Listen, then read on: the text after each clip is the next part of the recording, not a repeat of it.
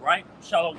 Shalom. You are the Hebrew Israelites, GMS the ones can't come in to get the preach 100% truth according to the Bible. All right. Now, before we get started, we'll give our praises to Yahweh, the Bible Apostle elders of GMS, who we learned this truth from, and peace and mercy to the elect that's following the ways of Yahweh Shem to the best of their ability. All right. Now, what I want to first talk about is that, hey, there's destruction that's coming upon America. All right. And that destruction is going to be a nuclear destruction. All right? Well, hey, I should be a nuclear missile. Hey, let's go shoot down upon America and go destroy the whole thing in America, man. All right? And once these things happen, hey, you cannot stop it, man. It cannot be stopped. All right? Well, hey, the Lord got written, the judgment of the Lord that's going to come upon the earth. Nobody can stop it, man. Not Esau, not his technology. Nobody can run from it or nothing. Like, yeah, if you get caught up, you get caught up. You know? That's what we're going to go into, man. Starting the second Esdras. John, it's the book of Second Esdras, chapter 16 and verse 1. And it reads, Woe be unto Babylon, woe be unto thee, Babylon, and Asia.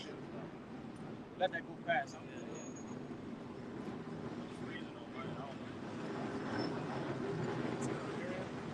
I'm the one saying it's good on the history.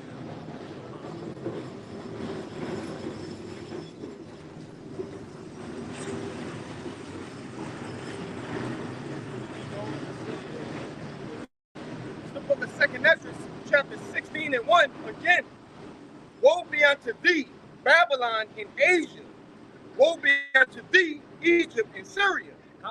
They say Babylon, Syria, and Egypt, all that's spiritual name for America, man. And Asia is there, all right? And basically it's saying destruction unto them, especially America. You know what I'm saying? Verse 2. Gird up thyself with the cloths of sack and hair. Bewail your children and be sorry, for your destruction is at hand. God. Let's see, hey, gird up thy sackcloth. We gird up sackcloth there. Basically, you mourning. You're in a mourning state. Right. All right?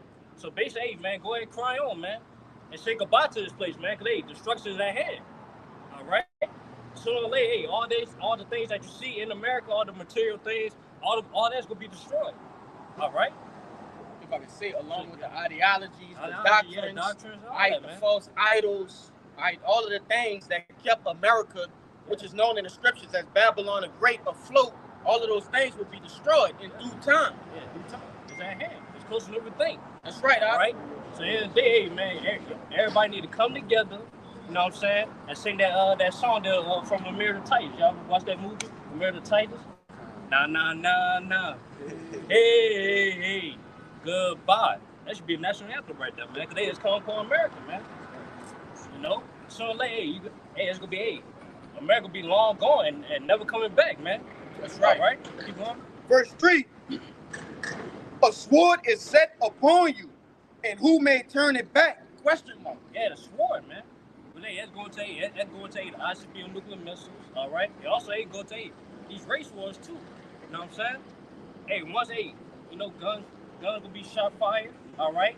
It also, basically, it's gonna be wars, World War III, all right? Once these wars pop off, hey, there's no turning back, man. You know, there's no turning back. Like I said, what is it? It says a sword is set upon you, and who may turn it back? And who may turn it back, man? You know, you can't bargain with the Lord. You know what I'm saying? Say, oh, hey, remove this war. You know what I'm saying? Let it be peace. All right, but hey, cause that's Yahushua said he come down to send peace, man. He come send fire upon the earth, man. All right, you want to say something? Yeah. Even on the lower level, okay, you have anarchy going on in these various cities, these chief cities of Babylon the Great. Okay, and the police system can't stop it. Mm-hmm. You see, and we understand that it's done by design, but you know, hey, when that time comes, when the time of Jacob trouble is upon us, right, then they really ain't gonna be able to stop it. Just like the elder always say, 911 is gonna need 911 in that day. See? Keep going. Yeah. Verse 4, it reads, a fire is set among you, and who may quench it? Yeah, like once these ICBM nuclear missiles hit this place, everything being burned up, there's no way to quench it, man. Yeah, who gonna put the fire out? You know what I'm saying? Ain't gonna be no fire department that day. You know what I'm saying? You know, ain't gonna be no way to quench it, man. You know, especially coming from the Lord. All right, you can't beg the Lord, hey, send water, you know what I'm saying, for to quench it. You know what I'm saying? Once this place burned up, it'll be burned up, man. Hold on real fast.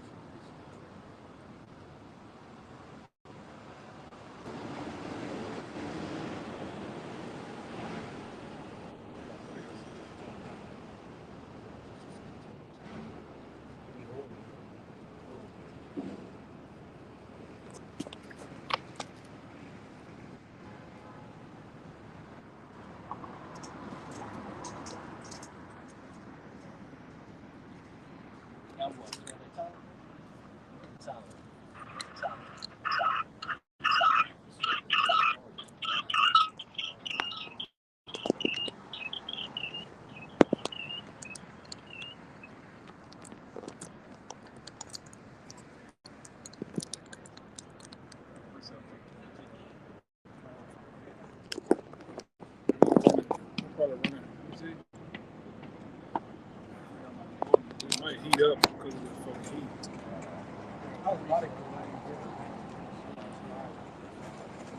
Go ahead, we should be on. I'm gonna read it again. Yeah. It's the book of 2nd Ezra, chapter 16, and verse 4. Again, a fire is sent among you, and who may quench it? That fire, yeah, like I said again, that fire is that nuclear that set they destroy America, man. That bring fire for America. Literal fire. You know what I'm saying? And once that being shot, once this place start to burn up, man, it ain't no questioning. All right? So it's completely exterminated, man. You know? So this place become a desert. All right? That's what's coming upon America, man. This place about to turn to a desert, man. You know? Yeah. Real quick, because let me just bring it out. This Luke 12 and 49, and it reads, "I am come to send fire on the earth, and what will I if it be already kindled?" That's in red letters. Yahweh Shai telling you that it's gonna be complete anarchy even before he come. You see? So it's gonna be some of the most troubling times that came upon the face of the earth, and he's just gonna be the along with the ICBM nuclear missiles, the cherry right on top, man. It's his plan. You know what I'm saying? It's prophecy, bro. In the day, can't nobody bargain with that, man. That's right. Ain't nobody going to a lawyer trying to change his mind. He don't change nothing according to Malachi 1, man. Come on, Malachi 3 and 6. It's a lot.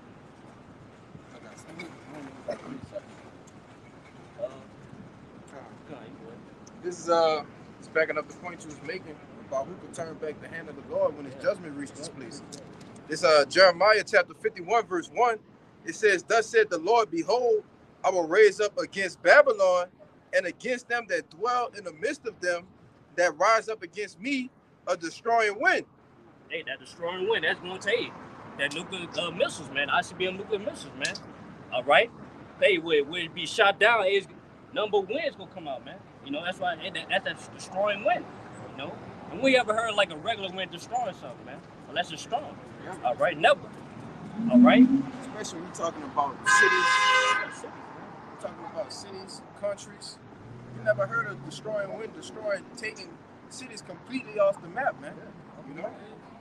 But this verse 2, it says, "And I will send unto Babylon fanners, and they shall fan her, and shall empty her land. For in the day of trouble, they shall be against her round about. Against him that bended, let the archer bend his bow, and against him that lifted himself up in his brigandine, and spare ye not her young men, destroy ye utterly all her hosts." And that federal represent all these heathen nations, man. They gonna come against America, man. That's right. You know, as you can see it right now, articles ain't being brought out, man. They come against America. All right? And they all go, have that nuclear ability. You know what I'm saying? They go sit upon America, man. Yeah. And no such thing. They break it down, but that's going to say they armory, they weapons. But missile defense. Yeah, missile defense. Yeah, defense system, man. It's not going to stop it, man. Because the Lord had it. The Lord had it written, man. It's going to happen, man. You know, the Lord's going to succeed his plan. All right. They bring out that account all the time. You had the chariot shut down the missile defense system. Yeah. It just completely went offline. Yeah, well, that's what's going to happen in that day when, like you said, when those archers let those arrows go. Yeah, it ain't gonna be nothing to protect you. You know, you kind of do. That's all you have, bro? Yeah, that was it. If I can say,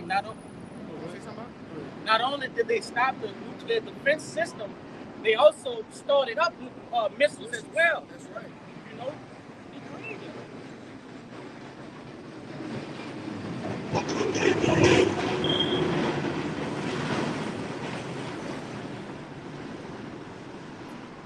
You know, I just want to say that because, you know, all in all, that shows you that the spirit of the Lord is with destroying this place.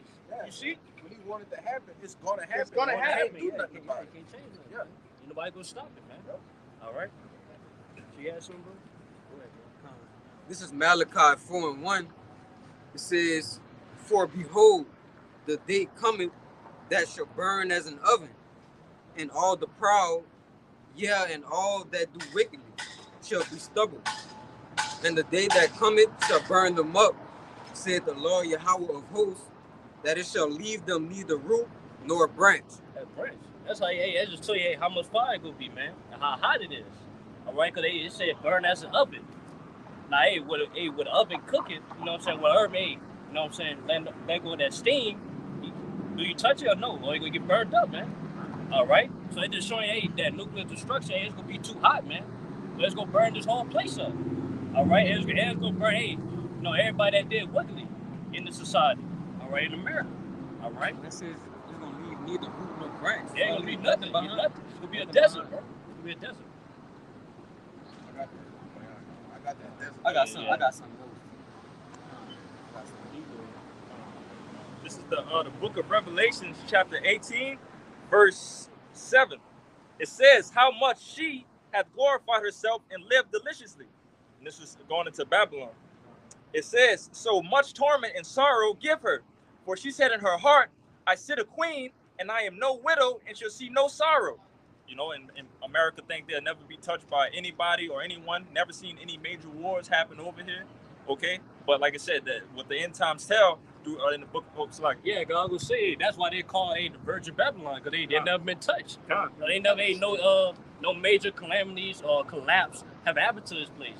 But yeah, it's to come though. Yep. You know what I'm saying? Hey, soon as you think it's gonna be economic collapse, you know what I'm saying? Hey, it's gonna be what else? Society collapse where hey, everybody gonna turn against each other. It's gonna be wars against each other. All right, yeah, food shortages. There's gonna be collapse everywhere, man. You know, it's gonna be the greatest collapse, man, upon America. it says, she said in her heart, I sit a queen, and I am no widow. So like, and I am no widow, and shall never see sorrow. Shall see no sorrow. Like I said, basically Babylon, you know, America as that proudful, you know, country, you know, that they're gonna constantly boast on, you know, them being the greatest. But like I said, it's an end to every kingdom, and that is coming very soon.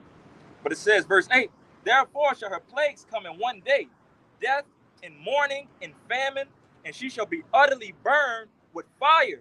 For strong is the Lord thy power who judgeth her.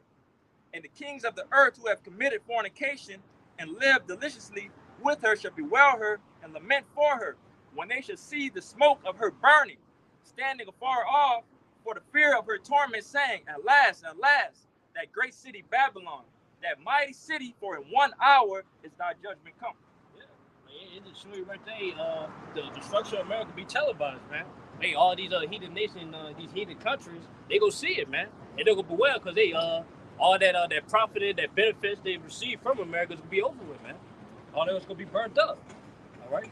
And look at most of our products, all right, different shoes, all right, most of the plastic-made things. What do you see on them? Made in China. Made in China. Okay. Made in Taiwan.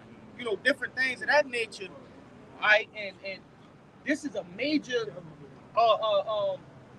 place of commerce for the whole world. Not only just here in America, because all they doing is just transferring goods from other places, but other places are, you know, they will be poor without America. This will be a large portion of their pocketbook missing. You see?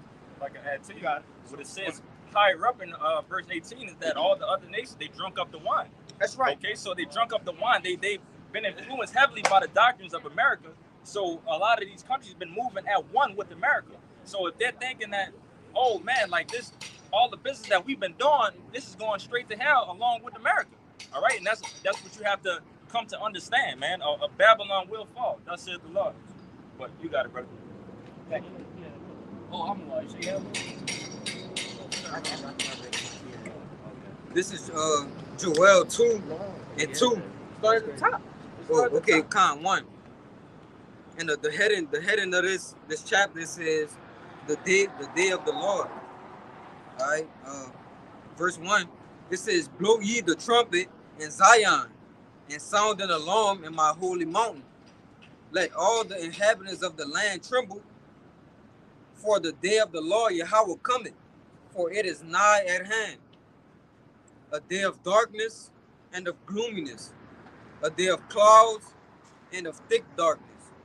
As the morning spread upon the mountains, a great people and a strong.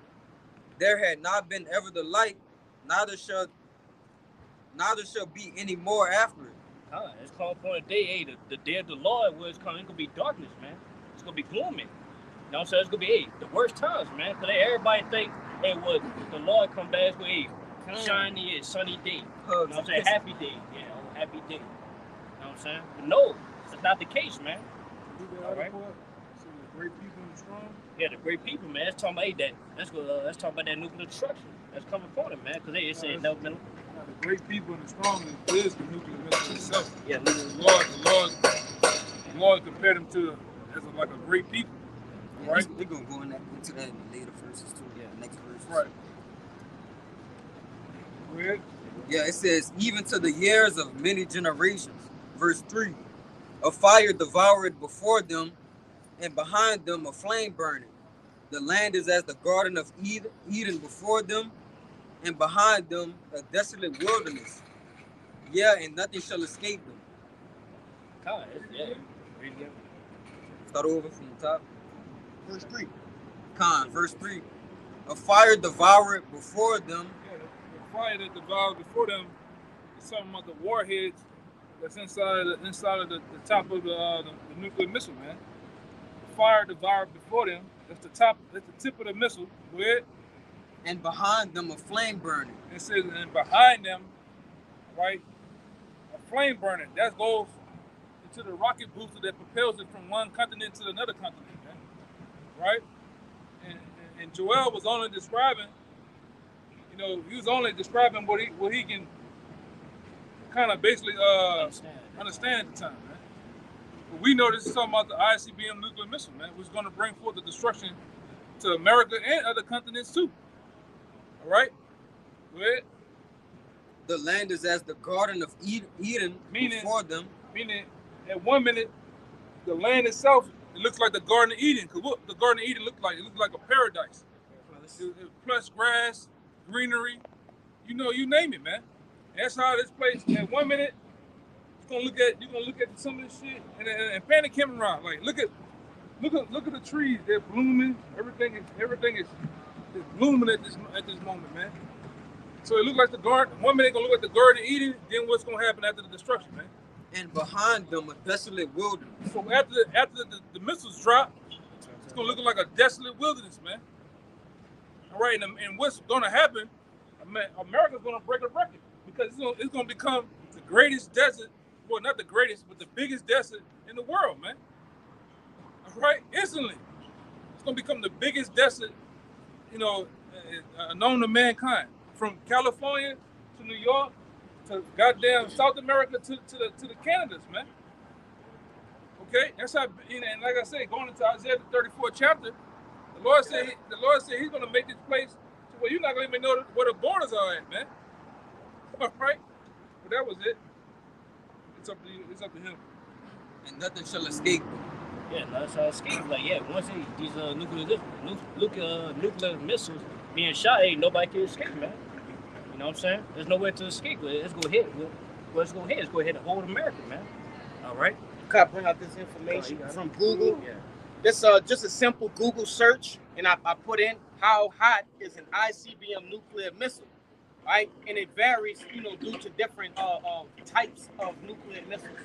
But this reads, it says during the period of peak energy output, 1 megaton nuclear missile can produce temperatures of about 100 million degrees Celsius at its center. man, you know, we deal with Fahrenheit over here. All right? So it's even hotter. So your everyday, your average everyday oven gets up to what, 300 to 400 degrees Fahrenheit. That's not even touching. It's not even close to what's coming out of that thing. You know how you know how Jake get. Jake be with the boo, get the brownies, get the cookies and shit. Yeah. And all right, you get them. You know Jake love that type of shit, man. Cinnamon rolls with the iced cheese. You know what I'm talking about? The cream cheese, icing and shit. Butter biscuit. And that motherfucker get the sizzling and they get the perking. You know, you open that bitch up. Oh, you get the mint. Try to go in there, but this ain't that heat ain't nowhere near the heat of the missiles, man. All right, go ahead, bro. If I can say, all right, I'm gonna read it again. Just the last part. It says, it can produce temperatures of about 100 million degrees Celsius. All right, like the brother said, we deal with Fahrenheit. Okay, but this is talking about Celsius, and this for those who don't understand what this means. It says about 4 to 5 times that which occurs at the center of the sun. 4 to 5 times. Jay can't even look at the sun, let alone better heat of it. Right. You see? And it says in places over down there close to 1,000 miles away, you can still experience 3rd-degree burns, man. That's right. Or more. That's why we understand why the book of Zechariah, the 12th chapter, talks about the flesh coming off people's bones, man. The eyes and the tongues and their tongues just disintegrating in their holes, man. Yes, sir. You know? Like I said, when the Lord dropped them missiles through these nations, man, the Lord's spirit gonna be on the missiles too, man, to do what they do. Go ahead. Just to back up with the information the brother brought out about how hot that nuclear fire is going to burn. This is 2 Peter chapter 3, verse 10. But the day of the Lord will come as a thief in the night, in the which the heavens shall pass away with a great noise, and the elements shall melt with fervent heat. The earth also and the works that are therein shall be burned up. Heavens, the heavens, that's representing the rulership, man. All right, hey, so basically, hey, once this place get burned up, hey, it's gonna be the end of Esau's rulership, man. So-called white man. All right, they say all the things in America, you know, say all the works thereof, it's gonna be burned up too. All right. You know, I just show. Hey, that's it, man. I got something to back that up, bro. Yeah, bro. Yeah, no, you got something. I had something back there, but this is Zechariah 14:12. It says, and this shall be the plague wherewith the Lord Yahweh will smite all the people that have fought against Jerusalem. Their flesh shall consume away while they stand upon their feet. Yeah, there's only one thing that can do that, man. I mean, you can put a person in an incendiary and different thing like that. That takes time. That's a process. You know, you could burn a person with 300, 400 degrees. Come on. But to get that Sarah Connor treatment, just instantly evaporation, it's only one thing on the planet that can do that, man. That's right. I'm talking about you got Esau. All right, we know about this devil. This devil has a slew of weapons. All right, that's why I tell you, Jakes, all the time. Wherever the fuck you think you got, the so-called white man through DARPA. All right, go look up DARPA, man. Through DARPA, the so-called white man has, all right, robot cheetahs that can run fast as fuck, man. They got robots. They got weapons 40 years advanced than what the hell you got. You niggas just got a Austrian Glock, a Glock 1719. You think you the shit? This man got DARPA. He got the new weapon. All right, what it's called? This man's got GMO mosquitoes. Yeah, he got CERN. Yeah, he got CERN and all type of shit, man. You Jakes ain't ready. Right? On no level. On no type of level, man. That's the worst thing they could ever did. Give you niggas the access to them goddamn Dracos, man. Weak ass Dracos, man. You niggas think you doing something. We talking about a guy that was born. It's been rooted in him from birth since the beginning of time with his ancestors to kill, man. This man is an elite elite fucking hunter. Them talking about the so-called white man. It's hardwired in them, man, to be that way. And you niggas talking about what you gonna do? This man, this, like I say, in DARPA, just one of the things that you know about. All right. Read that part again. It says their flesh shall consume away while they stand upon their feet. And this man, just like the Russians, he got other shit that he just ain't pulled out. The Russians just said, fuck it, we gonna boast and put it out there to the world that we got hypersonic missiles, man. Yep. All right? We got hypersonic missiles. I'm telling you, bro. Right. Yeah, they show you that. Yeah, What's in the cupboards? You know? It says, and their eyes shall consume away in their holes, and their tongue shall consume away in their mouth. There's only one thing that can do that, man.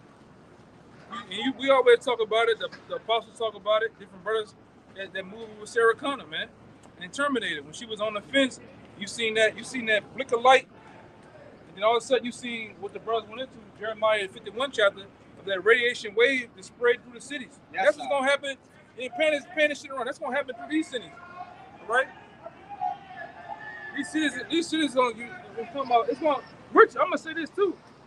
These buildings, the way they're designed, it's gonna just be more heat. It's gonna blow and flow through this shit, man. It's gonna burn out. I'm talking about these cars is gonna get pushed down the goddamn streets, man. You people just gonna get burned up all through this shit.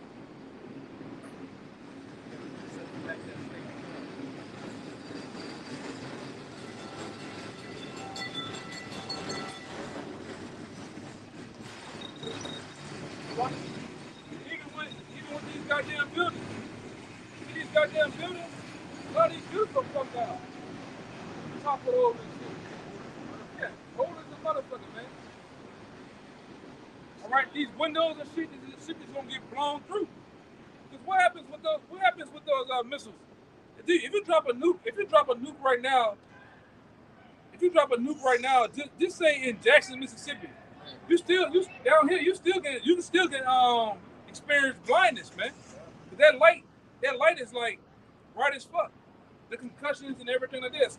You'll still feel that shit, man. This is the weapon of all weapons right here. This ain't just a nigga shooting a 223 round. Some bullshit. The missiles, like I say, and the Lord put it on those scientists to have the understanding of the split of the atoms. All right, the construction of the uranium rods, how to do this, man.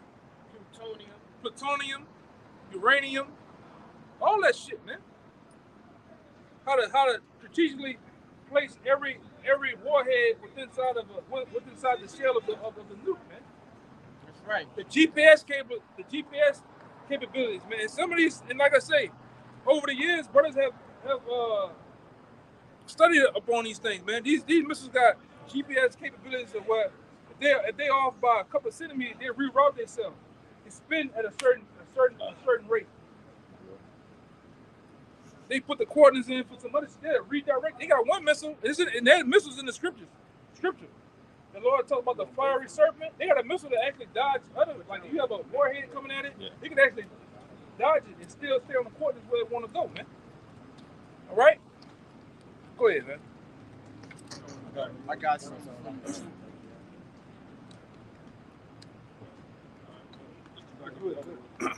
Book of Revelation, chapter 6, verse 4. And there went out another horse that was red, and power was given to him that sat thereon to take peace from the earth, and that they should kill one another.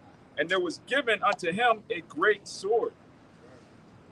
So, hey, that represents Esau, man, so-called white man. He was given that power to kill, man. The sword, that blessing, man. And that blessing goes back to the book of Genesis. Genesis 1:27. Yeah. Right. So you talking about elitists in the art of war, man. Right. And he learned that from his forefathers, man. The art of guerrilla warfare, constructing. You look at the Roman Empire. They were elite at their time in the art of warfare. You think you fighting them head on, and then they come in on both sides compressing you in, man. Right? With the help of Jake too, because you had Jakes helping them out too, man. All right. But them devils, man, they know what they're doing when it comes to weaponry, man. All right, the Roman Empire was well known for what too? It was well known for torture mechanisms, torture weapons, man. All right, and what I think in the book of in the Old Testament they call this guy, they call him what they call him? Is it artificer?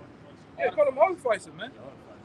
All right, he's a guy that heavily looks into what the art of weapons and weaponry, man. Like a blacksmith, like a gunsmith or a blacksmith. Right, you look at today, you got polymer and all this different shit that you can construct a weapon. But back then with this devil, he'd stick a piece of metal in the furnace until it heats up gold and do what? Take the gavel, and he had to construct him a sword. He had to make him what's the name of that goddamn thing? Mace. The mace. It's another one. Spears, daggers, and shit. Yeah, war hammers and shit with spikes. Armor. And I'm gonna say this too. A lot of that knowledge came through the different ages of the kingdoms of the earth. Because we know about the Nebuchadnezzar statue, man. When the Nebuchadnezzar, you get into the statue of Nebuchadnezzar, those different metals was what? When those metals were actually presented to the world too.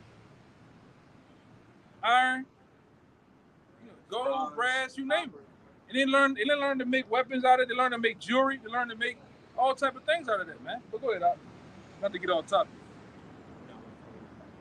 Hey, just to back the brother up, Esau's always been a master in making weapons because the Roman Empire, those centurions had a certain spear that after you threw it once, the front would bend, so an enemy couldn't pick it up and use it again. Yeah. But just to back up what the elder was saying about, in Terminator 2, when you saw that wave of fire, blow cars away, that blast wave, and you've had nuclear scientists say that's one of the most accurate depictions of, nuclear destruction. And in the scriptures, it does talk about a blast of wind from those nukes. This is Isaiah 14:23, and I'm going to get a word in the Strongs. I will also make it a possession for the bittern and pools of water, and I will sweep it with the besom of destruction, saith Yahweh of hosts. And when you get that word besom in the Strongs, it's H4292, ma'ate, which says a broom, a besom. And what do you do with a broom? Sweep. And it gets even deeper in the outline of biblical usage.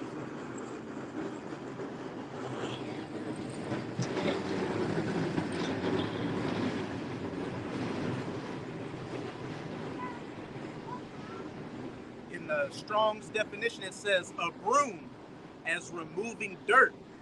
To dust, i.e., remove dust. Besom. That's right there. It's gonna turn to a desert, man.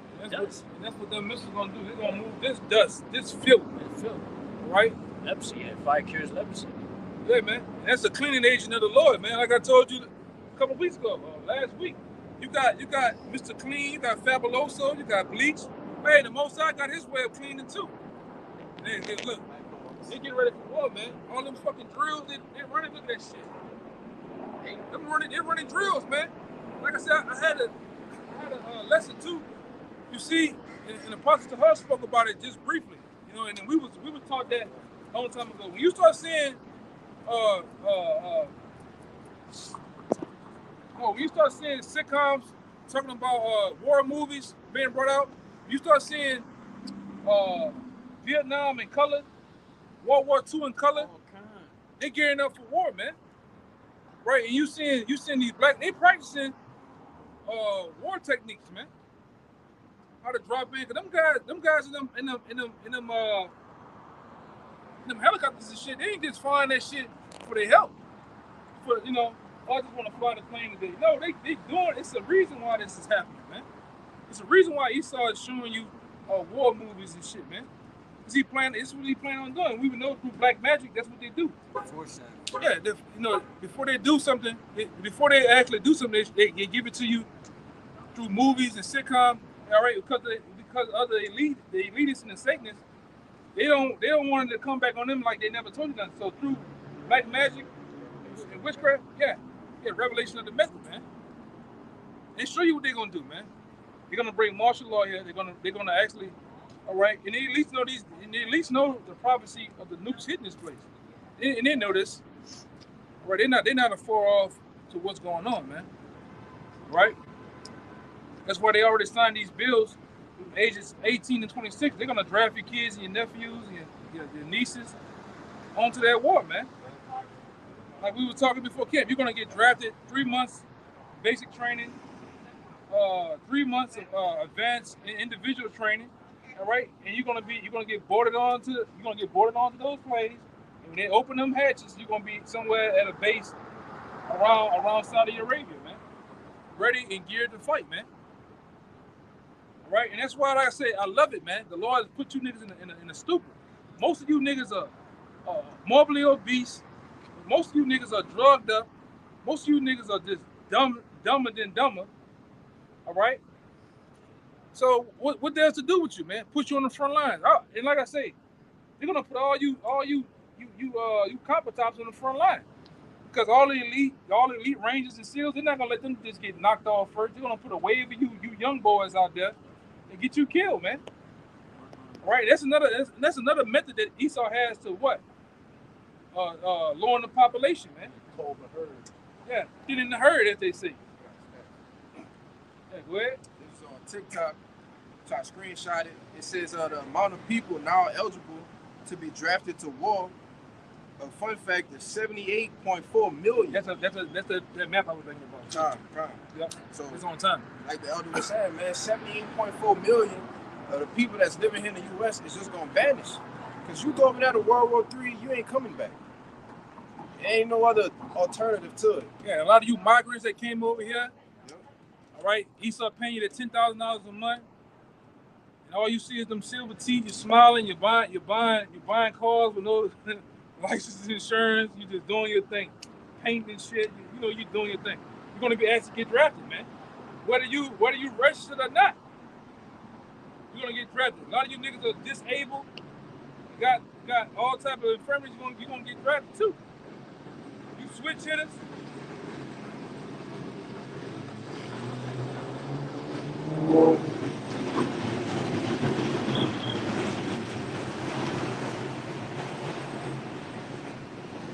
You switch hitters, you're gonna get drafted too. And you women, you're gonna get drafted, man. That's what the spirit been on all this week. Really on you women getting your ass drafted, man. Because a lot of you ain't ready to carry. I mean, the average ceramic vest, man. Level 3, level 4 vest is about 40 pounds, man. All right, That's not add at most 6 magazines. All right, or 5, 5, 6, whatever. That's weight. They can't pick up a case of water. No, I know. Case of water. You got water on you too, right? Yeah, you got water on you. Fuck over here, man. Oh, okay, but you got ammo, you got radios, you got grenades, you got all type. But it depends on what platoon you in too. You might be a medic, you might be a assault guy, you name it, man. If you're assistant gunner, you probably got at least about 1,000 rounds on. Yes. Including everything else that you need to have. Just extra boots, extra clothes, Yeah. extra whatever. That rucksack is another 70 to about 100 pounds on your back. Yeah. So you tell me. I mean, they got some Xena, you know, they got some Xena type bitches out here. Don't get it twisted. All right, you got them China type bras out here. All right, you know in China. All right, let's not get it twisted. They got some that are capable. But I'm talking about the average N-dub, the average black woman, the average Latino woman, the average white woman, or maybe the average Moabite woman. Hell no, that's not happening, man. You know? The Moabite woman just a twig. She snaps. All right, and it's not gonna happen, man. And they're gonna place all of you though. They're gonna place you over there in that war, man. A lot of you gonna get humped and stomped right in your platoon. Cause that's what you over there for, man. You over there for something to Pleasure. yeah. Man going away, he's over there in the goddamn desert. Hey man, he needs something. Hey, he need to release some stress, man. All right? Yeah. This in the corporate world. What they got the fucking women in the corporate world for? Something to look at, man. It is now all that what they call that bill? It's something they went over there with, man. They you touch a woman or some shit. Sexual harassment. The sexual harassment thing that got out of control, you know? Me too. Yes, go ahead. So I want to back you up on that point of why the 2/3 and everybody's pretty much going to get put on the front lines, because in the art of that military world, like the brother said, you don't put your best soldiers first. So you cause that distraction to happen in the front that causes a little bit of disruption here, disruption over there. But then you got the Green Berets, you got the SEALs that's actually operating in the back lines of everything, to make everything process. But the people on the front line is usually what they call it, a one-way flight. Yeah, one-way trip. Yeah, a lot of y'all, when y'all get drafted, you're not coming back too, man. You're gonna die over there. You're gonna die over there on the shores of Saudi Arabia, wherever you at, man. You're not coming back. Sad to say, we the first year to tell you, you're not coming back. Right? Ages 18, 26, and they might broaden it even wider, even higher, man. All right? Oh, I'm not going. Oh, I'm gonna go get pregnant. They ain't hearing that shit. You gonna go, or you gonna go your ass to jail. And not just any jail, you gonna go to military jail, man. All right? A gulag type of jail. All right? They had an incident that happened with my people like a couple of days ago. I think he wound up signing up for the military or whatnot. And so they came to the house. Oh yeah, I know they came. He wasn't there. Like my cousin telling me, yeah, like he not here or whatever. So they went to one of his other addresses, got his grandma and came back like they saying he here, like they just on him, bro. They just on him. Yeah, I had an uncle. He tried to duck and dodge. This is when I'm in the high school. I had to be in 10th grade, 11th grade year. He was playing them games. He didn't want to be in the military. He signed up. He didn't went. He still got time. He was a teacher. He was like the social studies teacher or some shit. And man, I remember we was in class. I'm in class with that boy. That boy, look.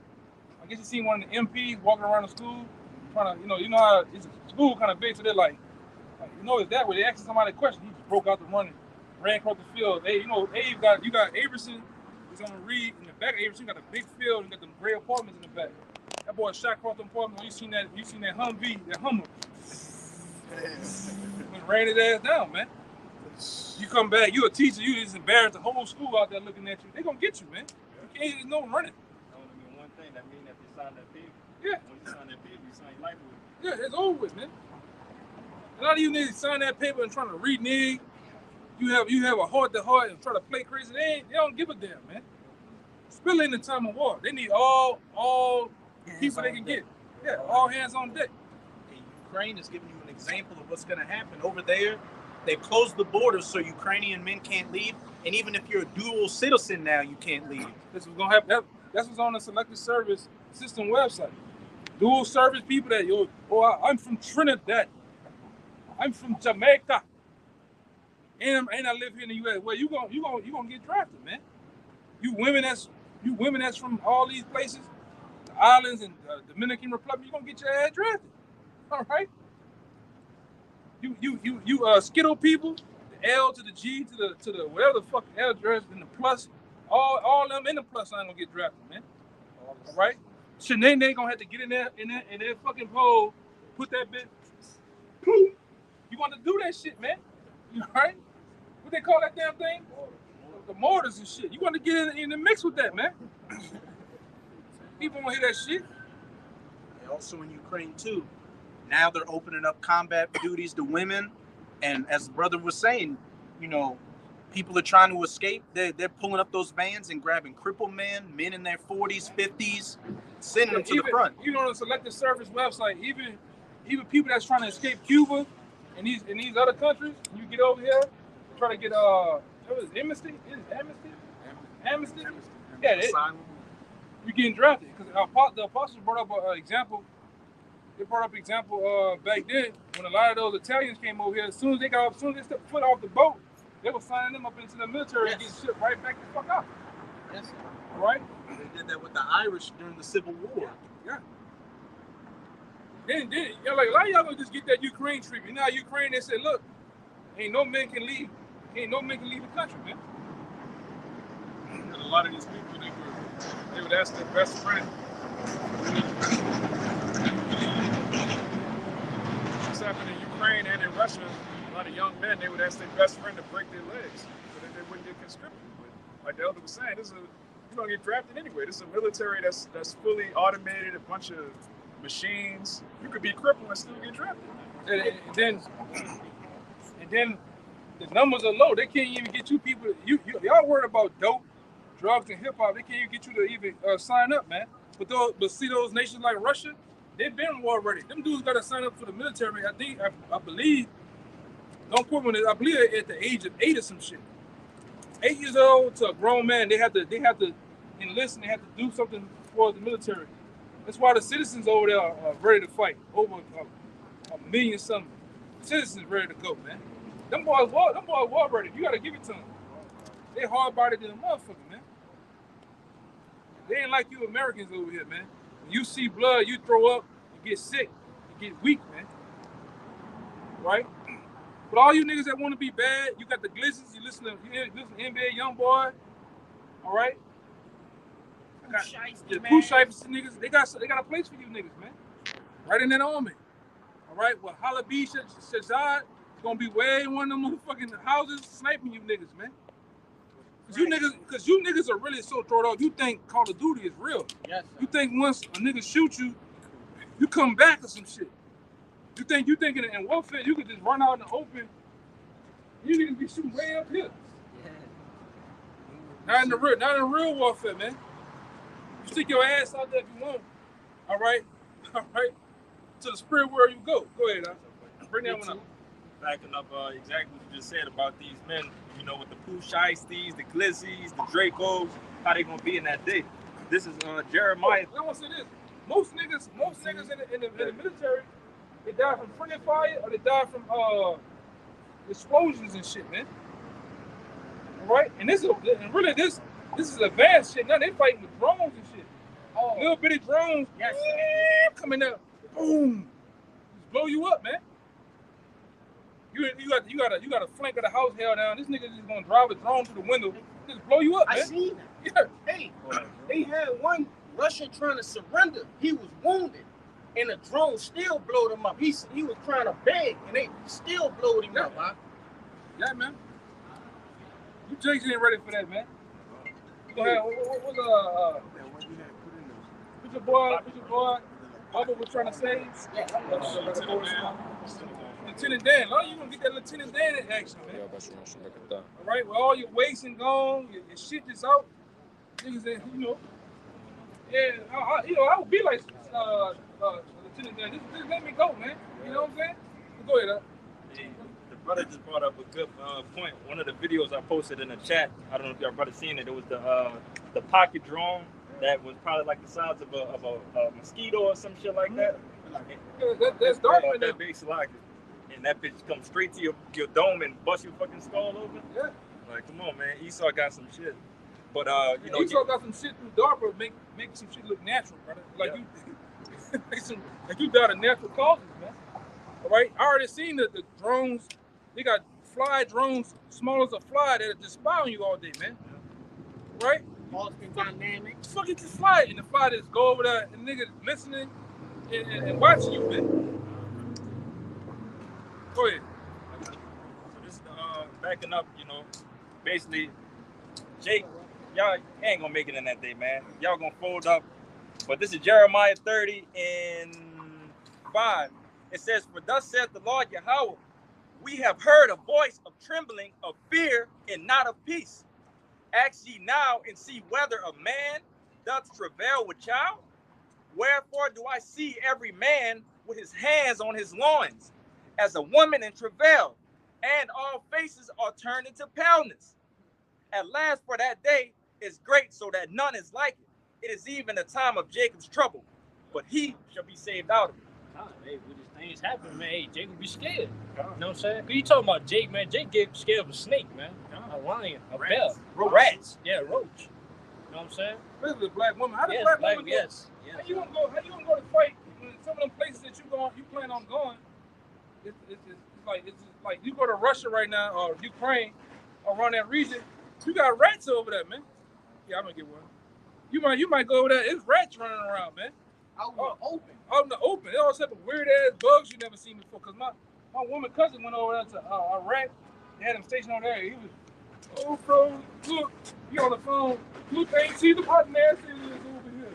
Look, he had weird ass crickets on the ground and shit. I'm like, what the nigga complaining about? You know? You gotta sleep in the field. They don't want Yeah. to move. Yeah, you women, you don't want to get up in there. You crawling, you stopping to get your shit together. You look, it's a big ass tarantula about the size of my hand. She gonna give up the location, man. Ah! You know, you're not ready for that type of shit, man. You're not ready for that shit, man. Them niggas, like them Dutch niggas, them niggas be swimming, come out the water and shit. You know, you Jakes, man, you niggas soft over here, man. They had Jake at one of my at basic, man. He was on a gunner. This is supposed to be like a practice mock training that we doing. They had probably like a possum or something running through the trees, and Jake just started letting loose on the LMG out there, just straight fear, you know, off of just tiny footsteps in the woods. You know what I'm saying? But how much when your life is really on the line? Yeah, man.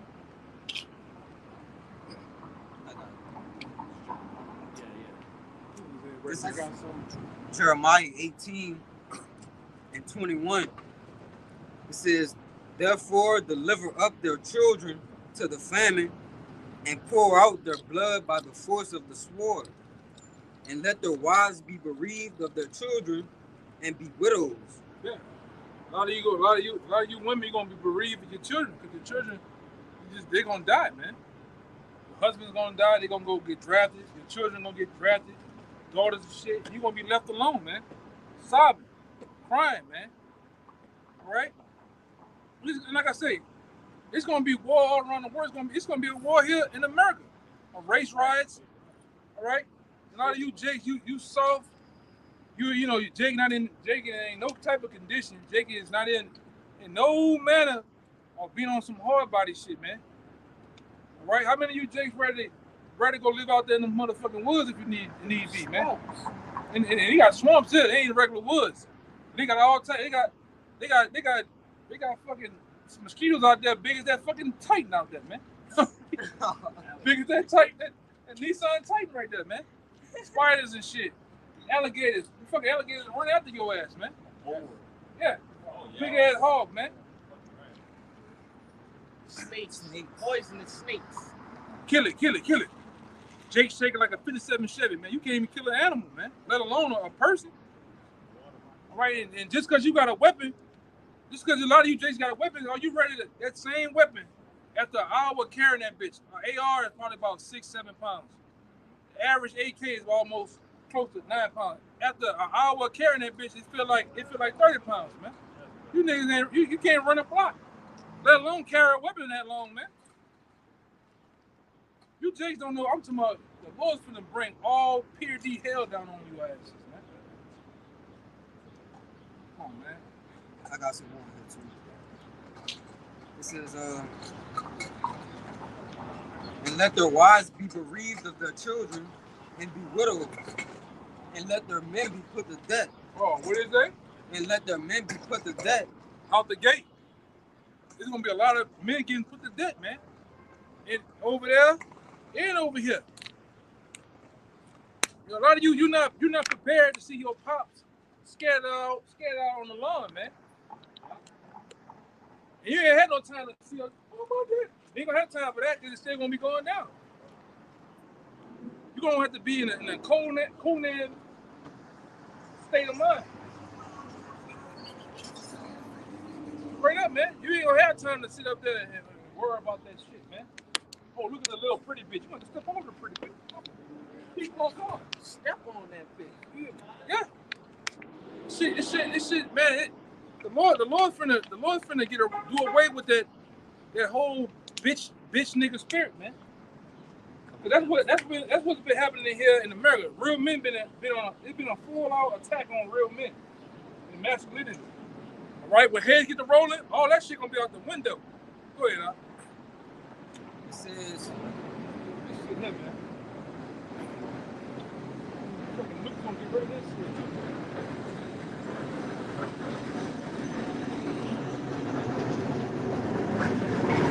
It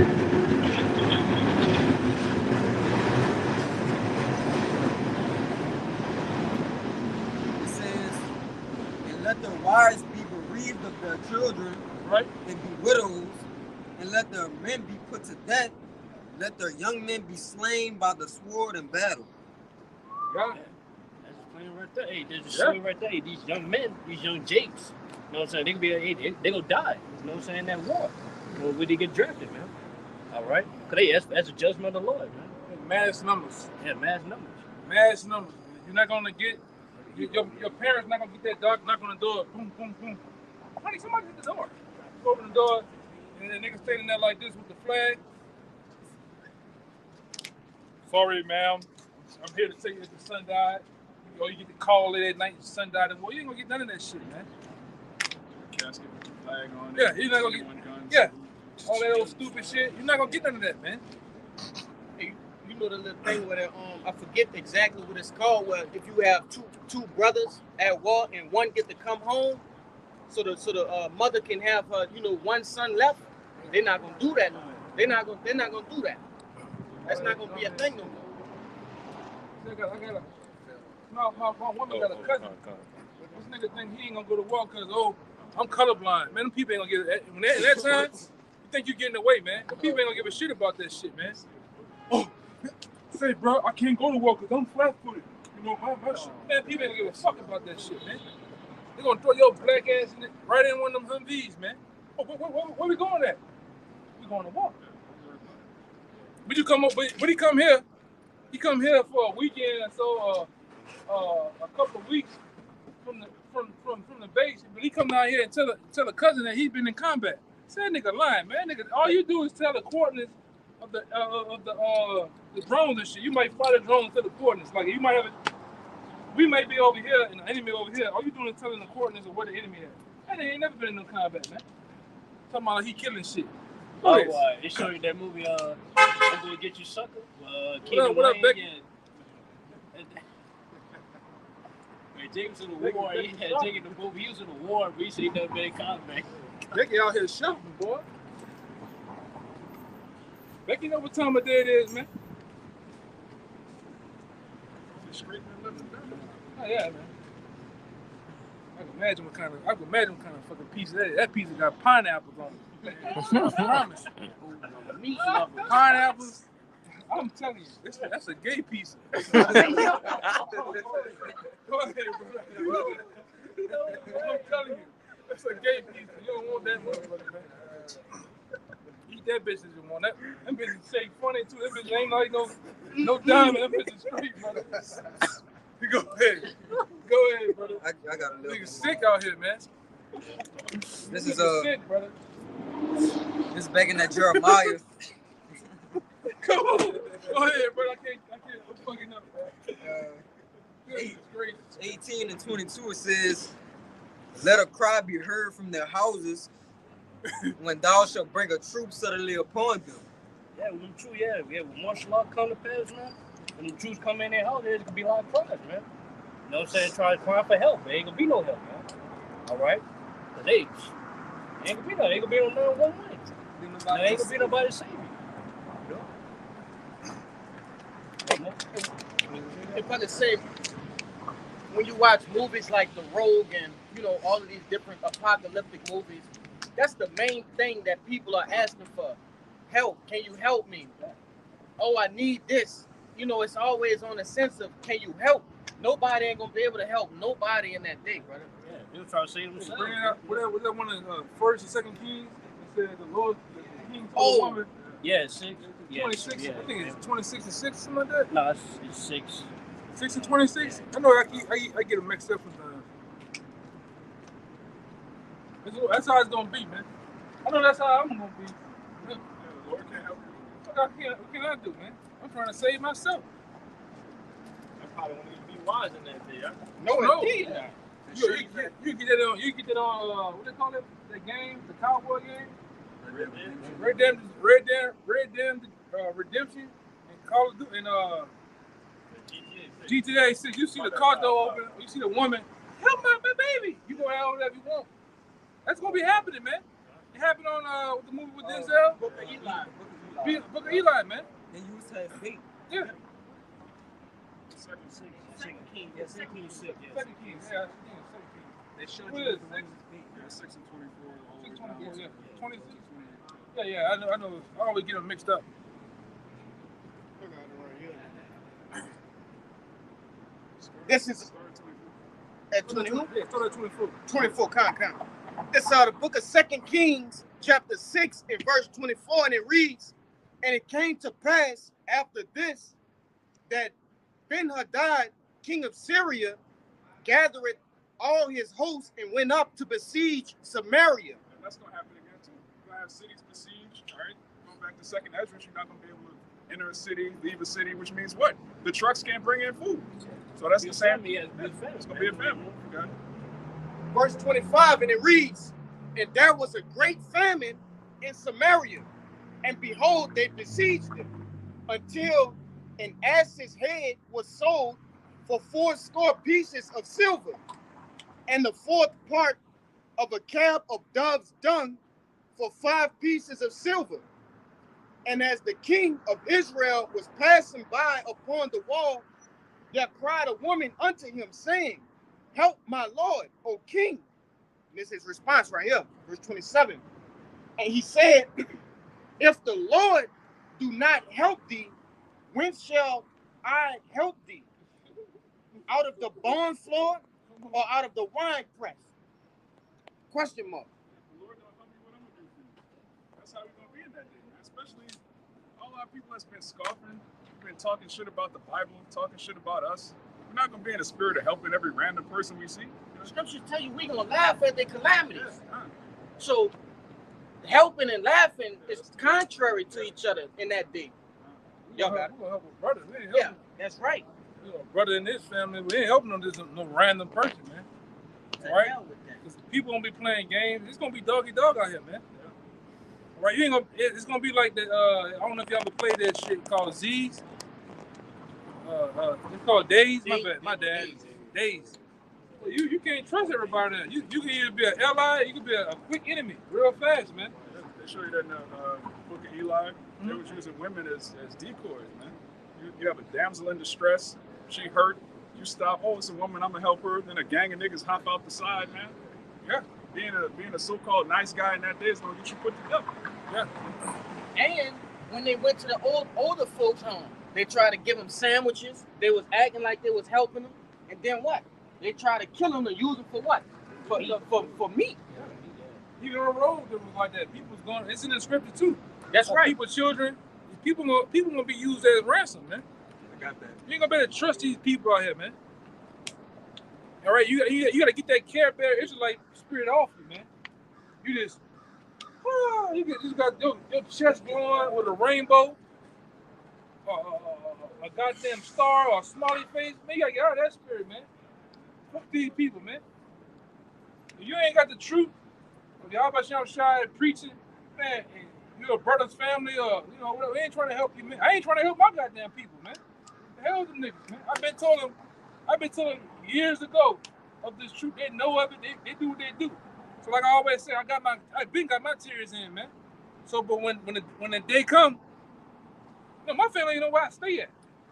I'm serious. They don't know where I stay at. So that we can cut that off right there. I'm talking about my mom and they don't know where I stay at, brother. I stay in the city with them. Because I don't want in that day when all hell breaks loose, you come knocking on the door, man. You keep that shit to a minimum. What they call it? Neighbors. You be cordial with man. I ain't about to sit up there. Oh, here you go some sugar, brother. Here you go some ketchup, brother. Nah. When that day come, they gonna come looking for you. You the guy with the water. You the guy with this. You the guy with that. Nah, man. Cause you want to kill them people, man. And they watching your ass, man. That crooked nappy-head ass cousin. He's always on Frenchman running G. He know about you, man. He know that you got the truth. He gonna play games in that day too. That nigga ain't answering the phone. I'm just gonna take the shit. It is what it is. He's gonna get doggy dog out here though, man. I got it. Yeah, go ahead. Doggy dog. This Matthew 24:12 says, and because iniquity shall abound, the love of many shall wax cold. Oh my God, that's the right day. Love go wax cold, man. Everybody is gonna be a cold world, man. You know what I'm saying? Yeah, dog eat dog, man. At the end of the day, when it comes to material thing like food, you know what I'm saying, drink, ain't such things like yeah. You know what I'm saying? What love? If love and money, you gonna act cold, man. There ain't no love in that, man. They don't love you. Yeah, your brother not gonna be your brother in that day. Your cousin ain't gonna be your cousin. It's gonna be your enemy. Yeah, like Jake, Jake gonna betray you. Yeah, like Jake be saying, you gotta get how you live, man. You go out them. Hey man, that's how that shit is on that thing called Days with a Z. Like all us might be together. We might run down on two dudes. You know, they might act like they called you because they don't want to get killed, but then at the right opportunity, they'll kill you. So either y'all keep going about y'all business, or we just keep going about our way. In most cases, you won't have to sneak around. You watch 5 different people shoot it out over there. You gonna have to. Not gonna get out there with that shit, man. You know, it's gonna get nasty out here. Especially in these cities. We already told you already. These cities, these major cities, New Orleans, especially, man, LA, let the Lord be with the brothers, man. LA, oh man. Chicago, all this shit, man. Houston, them bitches gonna come battlefields overnight. Yes. Overnight, man. Huh? Your boy, the health ranger, said these cities are gonna become kill zones. Yeah. But every move you see, like before the warning, they be like, get out of the major cities. Yeah. That was telling go to the road. Get out of the major cities and don't travel on the main roads, man. You brothers, that's why I said you brothers that live here, you gotta learn how to get the fuck around this city without I'm going on Claiborne, or I'm going on Tulane and Broad, Tulane, Broad Street. You gotta learn how to go to the back routes, man. Yep. Because I'm gonna say this too. In a lot of cases, you're gonna be walking. Yes, You're gonna better get in no whip, man. Them niggas gonna have shit barricaded off, neighborhoods barricaded off. People just gonna stand in the street with their weapon. Either you gonna back up and get shot at, or you gonna run over this. Yeah, shortages. Yeah, man. You gotta, and brothers I brought up before, look up that term. You have to learn how to become great men. Really, learning how to become great men, it starts now, man. Not to be loud. Modern clothes don't have logos and shit on it, man. Drawing attention to yourself and shit. You got to learn how to get out this bitch. About what? How many of you brothers? Do you brothers know where the east at right now? That way. Where the west at? That ain't west. That way.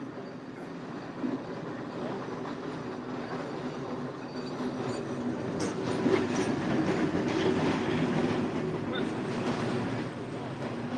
East, west, north, and south. Yeah. These are small things, man. Because these places are really going, and when you look at it, these different cities going to turn into 10 cities overnight, man. I don't know if y'all ever watched the movie Children and Men. See how everybody's just living outside with tents, right, walking around with buggies. They're buying and selling with bullets and guns and food and water and shit. That's how this shit going to become, man. Got the definition for great man. Yeah, go ahead. It's a simple search in Google. It says the term gray man or gray man in British English describes someone who looks unassuming and who doesn't stand out from the crowd, but is in fact well equipped for an emergency situation. In crisis situations, there are benefits to going unnoticed and blending in. Yeah. You gotta learn to do that, man. You gotta learn to do that. Being able to just blend in. You should be able to go into, right now, there was a big crowd of people right there. You should be able to go in that crowd, go through that other side without being noticed. Without somebody, hey, who is that? You know what I'm saying? Without sticking out like a sore thumb, man. All right? Go ahead, Doc. You got it. I got something right here. This is 2nd Esdras 16 and 40. Hey, go ahead, bro. Go ahead. Yeah. Go ahead, Noah. Oh, This is 2nd Ezra 16:4. It says, "O my people, hear my word. Make you ready to thy battle, and in those evils be even as pilgrims upon the earth." God, what's a pilgrim, man? They say a pilgrim, they travel. You know what I'm saying? They don't stay in one place. You know what I'm saying? They ready to go at all times. All right, so hey, that's how we gotta be in the state of mind. Like we gotta be ready to lead this place. You know what I'm saying? Hey, to lose it all. You know, and forsake hey, our loved ones in that time. All right. Like I said, right. So like I don't remember the quote exactly, but what was the quote that Robert De Niro said in that movie Heat? Don't be attached to anything you can't leave in 60 seconds. God. You gotta be able to move, man. Yeah, basically like when the heat come around the corner, yeah, come around the corner. Go for your woman and everything, man. Children. Everything, man. And like I said, I got the thing on my phone. Well, even a mob guy, a real mob guy, said it before. Because one guy was coming late all the time. He had kind of gave him ultimatum like, "Hey man, you be late next time. When we come, you know, we're gonna deal with you." So the dude asked him to come to the corner. And he was there like 15, 30 minutes early, and they were sitting down in the car watching him until that time. So he was like, "You got to be ready to move whenever I call on you, whatever." And that's how you got to be in the truth, man. You got to be ready to move, man. You got to be ready to, even what you got, you ready to lead that shit. Why the scripture talking about being pilgrims? A pilgrim is a person that is like a nomad. He's going to place. He don't sit there and get attached to objects and women and all type of shit like that. He moving, man. Right? Go ahead. You want me to get the second Ezra? This is the book of 2nd Ezra, chapter 15 and verse 14, and it reads, "Woe to the world and them that dwell therein, for the sword and the destruction draweth nigh, and one people shall stand up to fight against another, and swords in their hands." Hey, it's gonna be war amongst the people, man. No race wars, man. You know what I'm saying? Hey, people go fight against each other, man. Ain't gonna be no laws. You know what I'm saying? That's gonna basically get in the way of them. You know? Keep going. Kind, it reads, verse 16, "For there shall be sedition among men and invading one another. They shall not regard the kings nor princes, and the course of their actions shall stand in their power." Yeah, so this is nowhere for rebellion. It's gonna be a lot of rebellion upon America. All right? That's talking about, that's not America. That's talking about the different kings and people in society. They're gonna rebel against them. Your mayors, your different governors, governors and shit. People not gonna give a damn, man. Politicians and shit, they're not gonna give a damn. We seen that in the wake of the storming of the Capitol. Yep.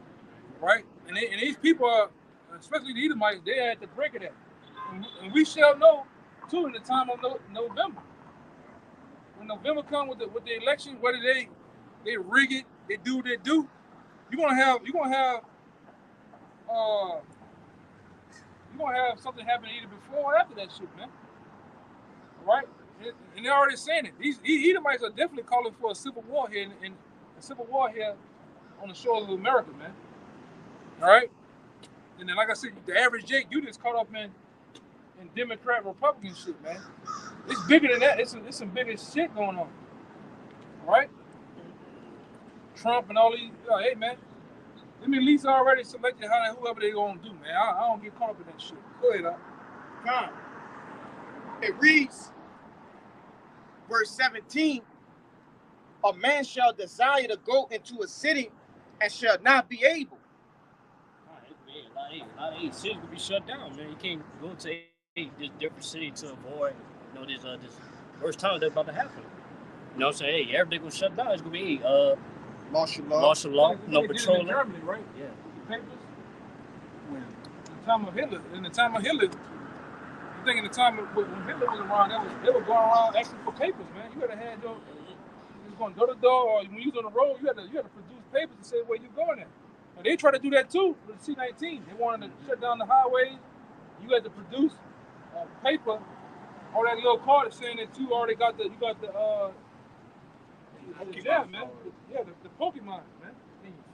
So same thing gonna happen now. It's gonna happen. What happened then is a replay or a repeat is gonna happen now, man. Yeah, no new thing under the sun at all.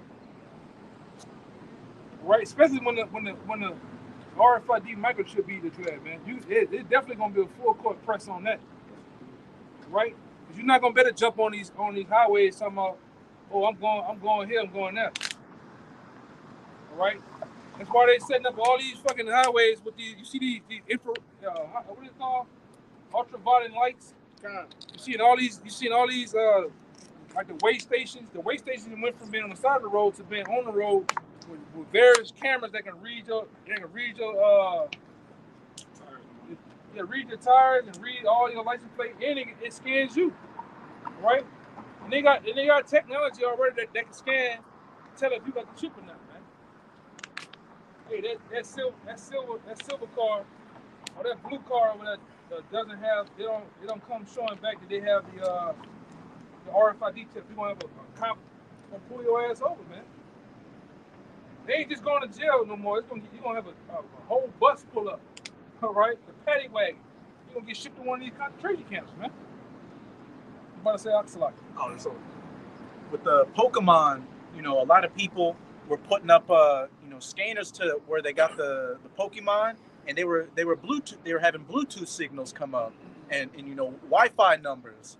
So that's just setting the groundwork to know who has the stuff and who doesn't. Just back to what the brother was saying. I don't know if you traveled through the east that night. Yeah, you see it. Morrison, that turn, the white stuff turning blue or purplish. Yeah, I think that's a part of what you was talking about. Because even when a lot of people that got the jab, when they ran an ultraviolet light over their arm, all their veins and shit started glowing green, man. Right? And that's just another way that they can tell that you got the shit in you, man. They set that shit up smooth. Like I was telling them, brother, I remember one time down here, just in New Orleans, they didn't have 5G towers. I went to Baton Rouge probably like one time.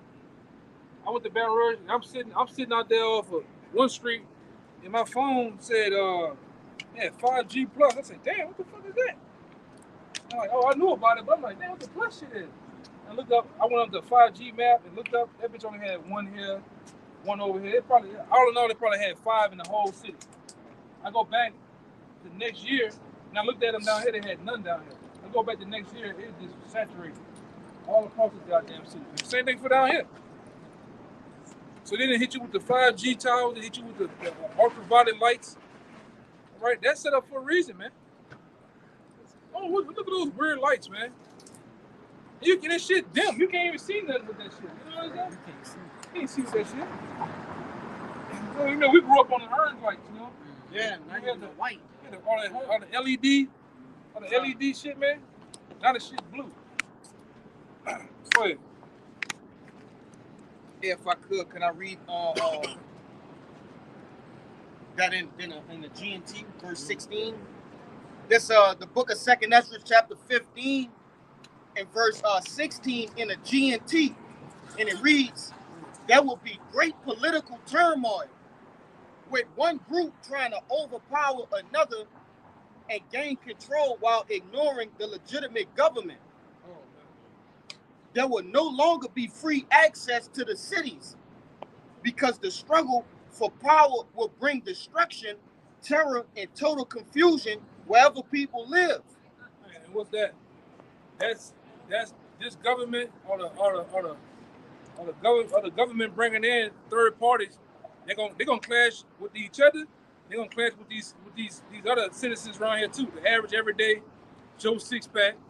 You're gonna have Minutemen out here, Patriots. They all gonna get it on out here, man. And what we call a race ride, all right? They're gonna get it on, man. All right? And you got them right amongst us, man. All these fucking migrants that came over here, they're part of the Venezuelan army, the Guatemalan army, cartels, MS-13. All right? These different gangs they got over here. It's gonna be what Jake said in New York, it's gonna be bonkers. All right, it's gonna be total wild as all get out, man. Go ahead, brother. Just a little bit more, beloved. It says, verse 19. Driven by famine and terrible suffering, people will assault their neighbor and mercilessly plunder their possessions. Yeah, you want to assault their neighbors, man. Hey, man, can I have some water? No, this is for me and my family. Right in their head. Good, that thing gonna come up like the cartoon. Yeah. Hey, what's in the book bag? You can take the shit, man. You're gonna take the shit, man. All right? Hey, which way is out? You gonna look that way and turn back. You're gonna have a joker barrel in your face, man. Hey, which way is out? You gonna look that way and turn back. Or gonna just be sitting right here. Give me everything, man. Nigga might get old school, which is just make you get bucket naked, man. Just give me, I want everything on you. Give me everything. Book sack, your weapon, everything, man. It's gonna get just smoke you, you know? That's it. Got to know it. You know? This is just how it's gonna be, man. That's all I had in that. Yeah. Go ahead, brother. Go ahead. You gotta deal with that. You gotta deal with those Skeletors, man. Them Skeletors is gonna be running out here running rapid too, man. All right? There's a lot of that here. I think in the this alone in the city of New Orleans is a heavy city out of all other cities, heavily for mental illness, man. You got a bunch of crazies out here, man. Yeah, and that's the ones they're gonna grab too. The crazies, the ones they make the best soldiers. Even like that nigga from Dead Presidents, man. This nigga just had a head, nigga just holding a head for a trophy for months. It's a Lucky Charm. Here this nigga decomposing by the face, man. You gonna have them type. Them type is out here walking around amongst us, man. That's right. You know? Hey, they sent a lot of those boys over here from those Northern Kingdom countries. Them too. You know? Prisoners. The prisoners, that's right. They ready to cut loose. Like Assassin's Creed through this bitch, man. Them niggas ready to go do the spinning moves and all. Niggas ready to go through. Niggas ready to cut loose out here. They gonna cut them loose. Most of them they run into through some of them guys on Big Shoe Show. They say every time we go up to them and asking them, they be talking their shit. They say, oh, when we get the green light. Like they basically somebody they in contact with telling them to hold off right now. And then they gonna do their thing, man. That's why you gotta be keen on what's going on. Damn, we driving. Why is all this traffic up there? It's them up there cutting loose. You just about to drive into them and some shit. You gotta pay attention to the news, man. Hey man, brother, when I go take a leak in the morning, middle of the night, I'm checking the news. I'm looking outside at least. I'm hitting that fucking news break. Some, you know, you got the shit on your phone, but I'm checking shit, man. It's bound to go down at any time. Go ahead, it's bound to go down, brother. This is the book of Isaiah, chapter 65, verse 12. It says, it's like Isaiah 65 and 12. It says, therefore will I number you to the sword, and ye shall all bow down to the slaughter. Because when I called, ye did not answer. When I spake, ye did not hear, but did evil before mine eyes, and did choose that wherein I delighted not. Therefore, thus saith the Lord, thy power, behold, my servants shall eat, but ye shall be hungry. Behold, my servants shall drink, but ye shall be thirsty. Behold, my servants shall rejoice, but ye shall be ashamed. Basically, that first part in that verse 12, to put that red, it's talking about the 2/3 of our people, man. They gonna be numbered to the slaughter. You know what I'm saying? They're basically they're appointed for judgment, man, for the wrath of the Lord. All right, because when they had a chance to repent, you know what I'm saying, when the mercy door of mercy was open, they ain't take heed. All right, so hey, therefore, hey, the judgment got to come, man. I got something to back you up. This is 2 Esdras 9 and 11.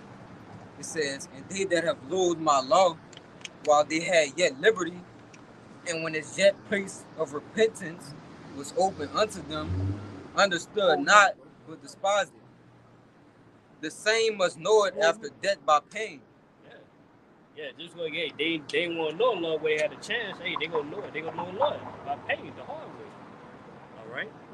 So hey, that's back up the point in that verse 12. Hey, that's why they numbered to the sword. That's why hey, they're appointed for judgment. Cause hey, they hearken unto the Lord. They repent. I got some time. Right, go ahead, I'm gonna just jump to 50 and get the point. Yeah. This is verse 15. It says, I have said before, and now do speak, and will speak it also hereafter, that there be many more of them which perish than of them which shall be saved. Yeah, it said, hey, there's gonna be many that perish than be saved, man. All right, so that small remnant is gonna be saved out of this destruction.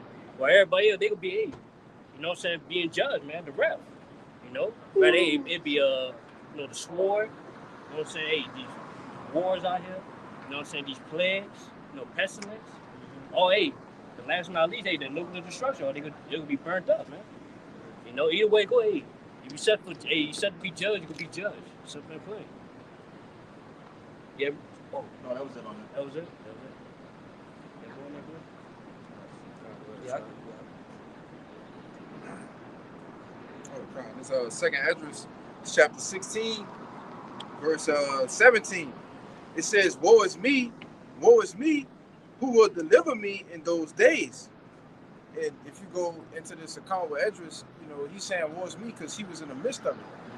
He was in the midst of seeing all of these people being put to death, seeing people starve to death.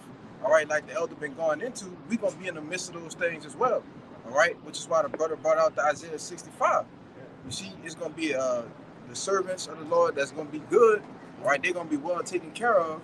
All right, but the 2/3, all right, the other heathen nations, they're going to be in a bad case, man, a pitiful case. And that's why it says too that the righteous shall be scarcely saved.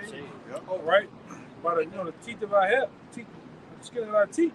But we also want to experience the things that's going on. We're going to see these people get butchered by the Lord. We're going to see these people get put in a pitiful case. Jeremiah 15:15 come into play, man. I'm holding that too. Dogs and wild beasts, because like we always going to. Not only when society breaks down, guess what? All these places that got these animals, the zoo and shit, they gonna break down too. It happened for Katrina, and the ones they couldn't get, either they died in there, some animals got out, man. What other city was recent when the George Floyd shit was going on? The niggas was running down the street with zebras and shit. That was Chicago? It was somewhere. You remember this shit? Yeah. So the same. One crazy fuck out to go let them out. Yeah, that's all. Animal sympathizers. Yeah, that's all it takes, man. I mean, during the lockdowns, you had when people inside, you had animals coming out into the cities. Yeah. Even for Katrina, you had dogs that was once people's pets. They was hungry too. Like I seen a pit bull. You could tell he even ate all his ribs and shit was showing. His face was droopy. He was hella aggressive, man. And the nature of an animal changes. Nature of people changes when your stomach touching your back, man. All right, you get hallucinating and shit, tripping, man. You get hella aggressive. And like I said it time again. Especially when them children's stomach touching their back. You looking at your 1-year-old, your 2-year-old, it is withering away because they're hungry. You go out there, you go out there with no mask on, man, and trying to get it on.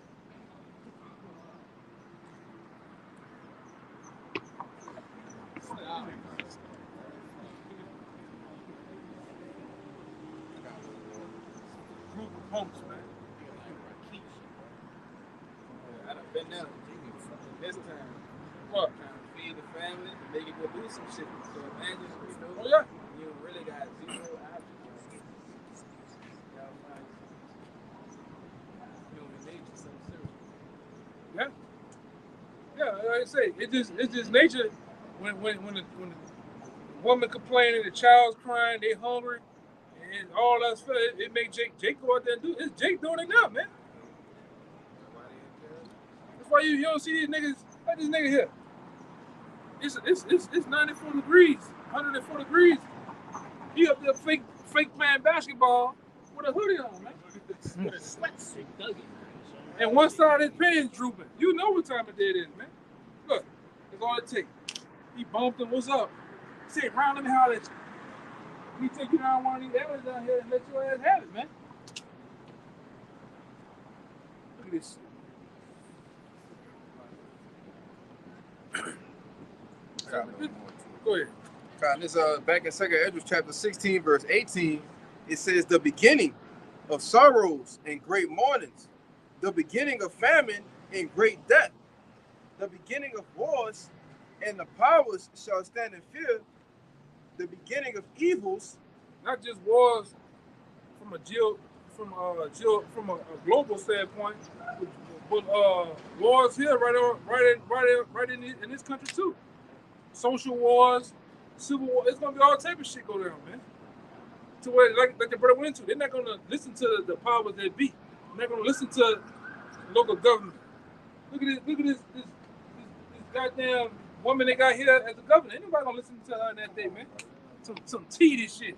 They gonna really go at teedy neck, man. Yeah, we gonna be. Man, them Edomites already trying to. I know. They had two of them already Leave her hanging. Yeah. Go ahead.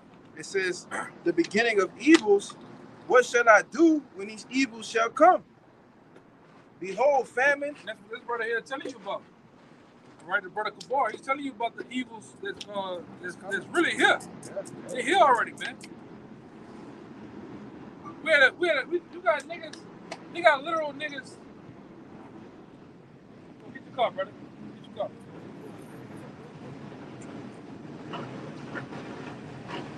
Let me get my shit.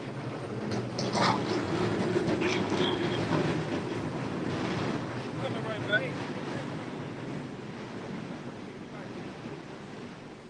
Yo. Let's see what he do real fast. I'm gonna show. He don't look like no city. He look like a private motherfucker, man. You paint everything on that bitch. It's a private motherfucker. Hey, I think you good. Go ahead. Go ahead.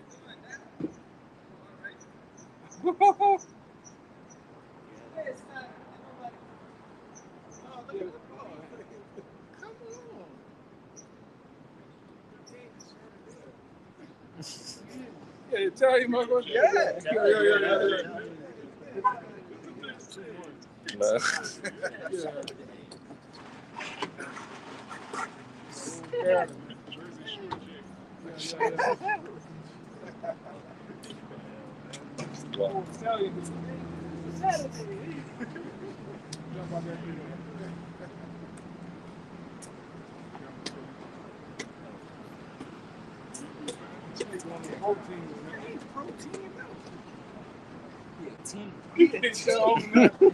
Come on, man.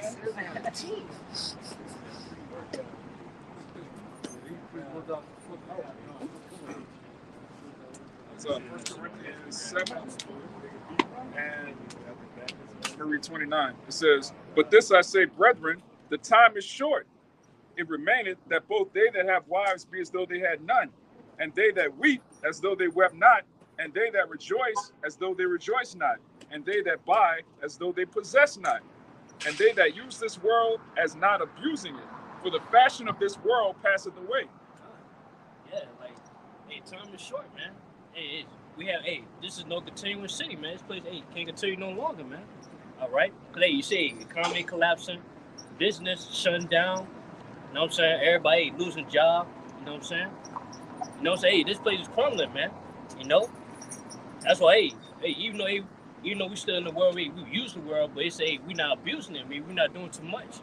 All right, trying to succeed. You know what I'm saying? Trying to obtain riches on this side.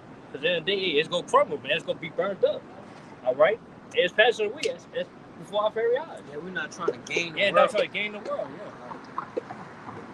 Yeah. Like bro, we say we try to get in and get out. That's what we're trying to do.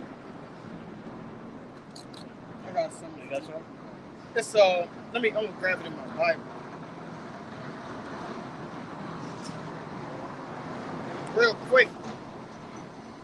This is the book of Jeremiah, chapter 51, and verse 9. I'll go verse 8. It reads, Babylon is suddenly fallen and destroyed. Howl for her. Take balm for her pain. If so be, she may be healed. Verse 9.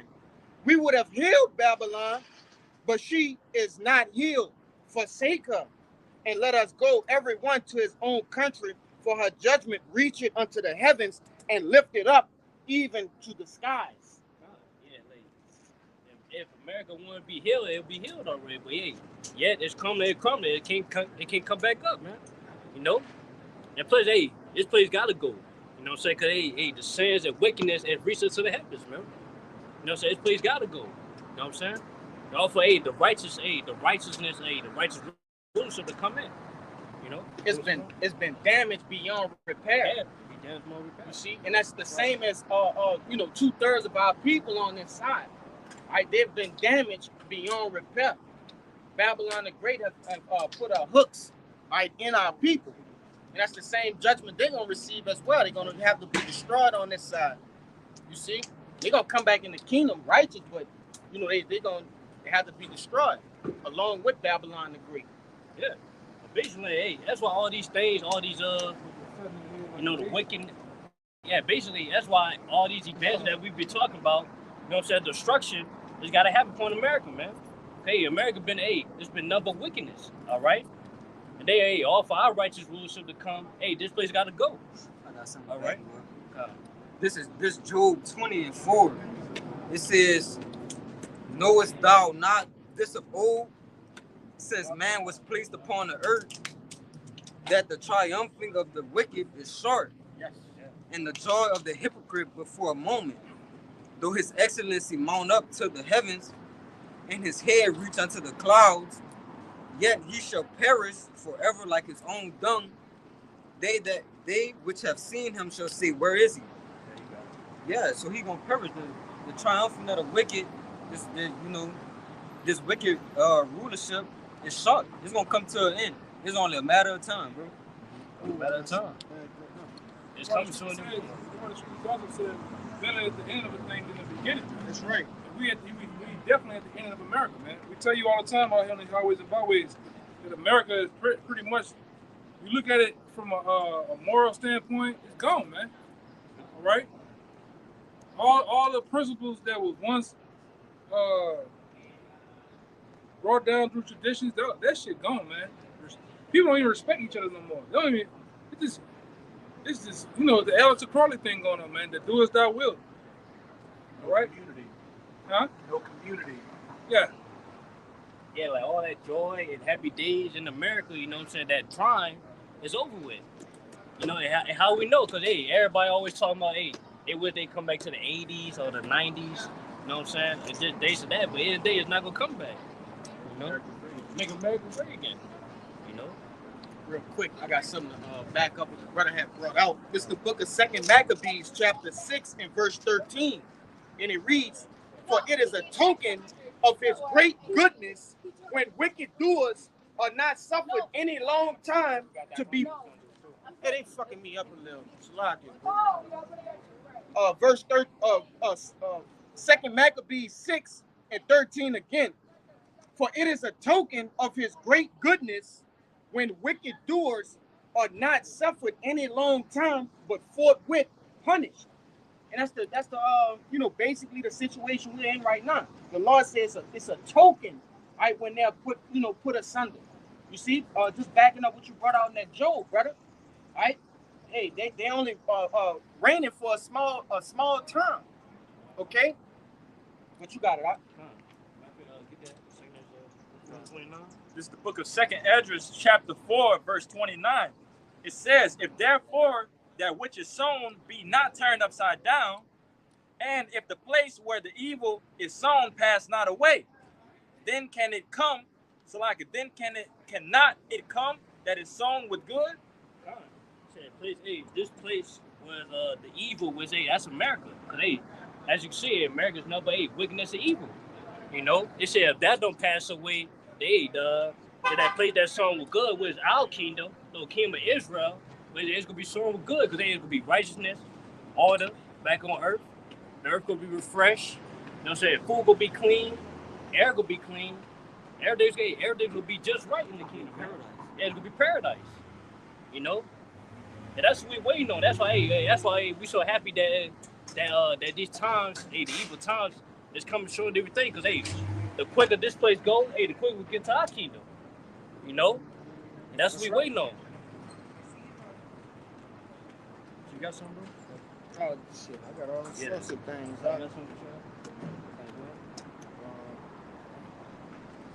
This is Isaiah chapter 24, verse 5. It says, the earth also is defiled under the inhabitants thereof, because they have transgressed the laws, changed the ordinance, broken the everlasting covenant. Yeah, that's why the earth is so defiled, man. America is so defiled, man. So we under a wicked ruler, man. With Esau, Edom, so-called white man. Yeah, it tell you in Sirach, as the king, so is the people. Yeah, so is the people. So yeah. in all after the manner, the things the king he incorporates or he does. Yeah, all the wickedness he do. All the wickedness he do, it trickles down to the people, and it trickles down to his whole kingdom. Which is why he's broken he transgressed the laws. All right, everything that the law is set up for the laws and everything, how to govern the earth, it was righteous. It was good. Yeah. But you know, as you were saying, this wicked ruler, he has no righteous bone in his body. So what is he gonna do? He's just gonna continue to fuck everything up until it's time for him to be taken out of the way, man. You know? God, matter of fact, get Proverbs 29. I got you, brother. That's all. Real quick. Backing up that, brother, this is the book of Ecclesiasticus or Sirach chapter 10 and 8. Because of unrighteous dealings, injuries, and riches got by deceit, the kingdom is translated from one people to another. That's right. Like, just because this number of unrighteousness is being dealt in America, this place got to be translated, man. To the righteous rulers, man. But the Israelites, man. Start when your house shine. All right. But then the law, statute, and command was written, was appointed to us, man. And we are that righteous. All right. That's why this place gotta be translated, man. So the earth could be refreshed again, man. Be put back in order. All right. This for the brother Kashab. This is the Ecclesiasticus chapter 10, starting at the top. It says, a wise judge will instruct his people, and the government of a prudent man is well ordered. As the judge of the people is himself, so are his officers. And what manner of a man the ruler of the city is, such are all they that dwell therein. An unwise king destroyed his people, but through the prudence of them which are in authority, the city shall be inhabited. The power of the earth is in the hand of the Lord, and in due time he will set over it one that is profitable. Yeah, basically, say whatever the judge did, the service is also. You know what I'm saying? Because whatever he say matters. Whatever he do matters. All right. So if he wise, everybody gonna be wise. Everything gonna be righteous, man. But if he unwise, he foolish, wicked, everything gonna be wicked. The service gonna be wicked. It's gonna be number 8, wickedness and evil upon earth. All right. You wanna say something, Robert? Just to back up what you were saying, I think it's in Proverbs where it says, "Woe to thee when thy king is a child." That's all Esau is. He's Dennis the Menace. He's a big kid, and he does everything clean contrary to the scriptures. What you're seeing right now is when a servant is ruling, and when a true ruler is, being a servant. But this is to back you up. This is Ecclesiastes chapter 10, verse 6. Folly is set in great dignity, and the rich sit in a low place. I have seen servants upon horses, and princes walking as servants upon the earth. Yeah, it's folly to say great dignity. There's nothing but folly, upon America, man, upon the earth. All right, because we this wicked ruler, man, so-called white man. All servants right? are upon horses. Servants are upon horses, man. Ecclesiastes chapter 10, verse 7. Yeah, because basically that servant versus Esau, man. He sit upon the horses, man, because he was made to be a servant, And they said princess. And what else it said? Really? We say princess. Oh God! Ecclesiastes 10 and 7. I have seen servants upon horses. But that's Esau. And princes walking as servants upon the earth. Yeah, prince that walk with service. Hey, we are the prince of the power, man. Yasharala, man. That's right. And we say, hey, we are walking that service right now, man. We in slavery. Hey, it's gonna be translated, man. It's gonna be transformed in that day, man. That goes back to that statue of Andrew Jackson. Yeah, yes. You got Gad on one side, Judah on the other side. They took that statue down, which is what? Showing Esau getting taken down. Take it down. Kingdom being translated. But hey, that one I quoted, Brother Quashah found it. It's in that same chapter, Ecclesiastes chapter 10, verse 16. Woe to thee, O land, when thy king is a child, and thy princes eat in the morning. Yeah, like basically it said woe unto the earth, man. Yeah, basically it could be nothing but destruction and evil and wickedness, man. Hey, when the king is a child. Hey, yeah, what a child king, you know what I'm saying, rule anything. He gonna mess up everything. Yeah, he don't know nothing. Yeah, he don't know how to nothing. do anything right. You have to teach a child and show a child what to do. But this devil's just been given, the Lord has just given him a rulership. Yeah. And he's never been taught what to do and how to do it. So he's just doing whatever he want to do. Exactly. What's it saying in Psalms 50? What does thou have to do to declare my statutes when thou casteth it behind thy back and despise it? Esau don't want to hear.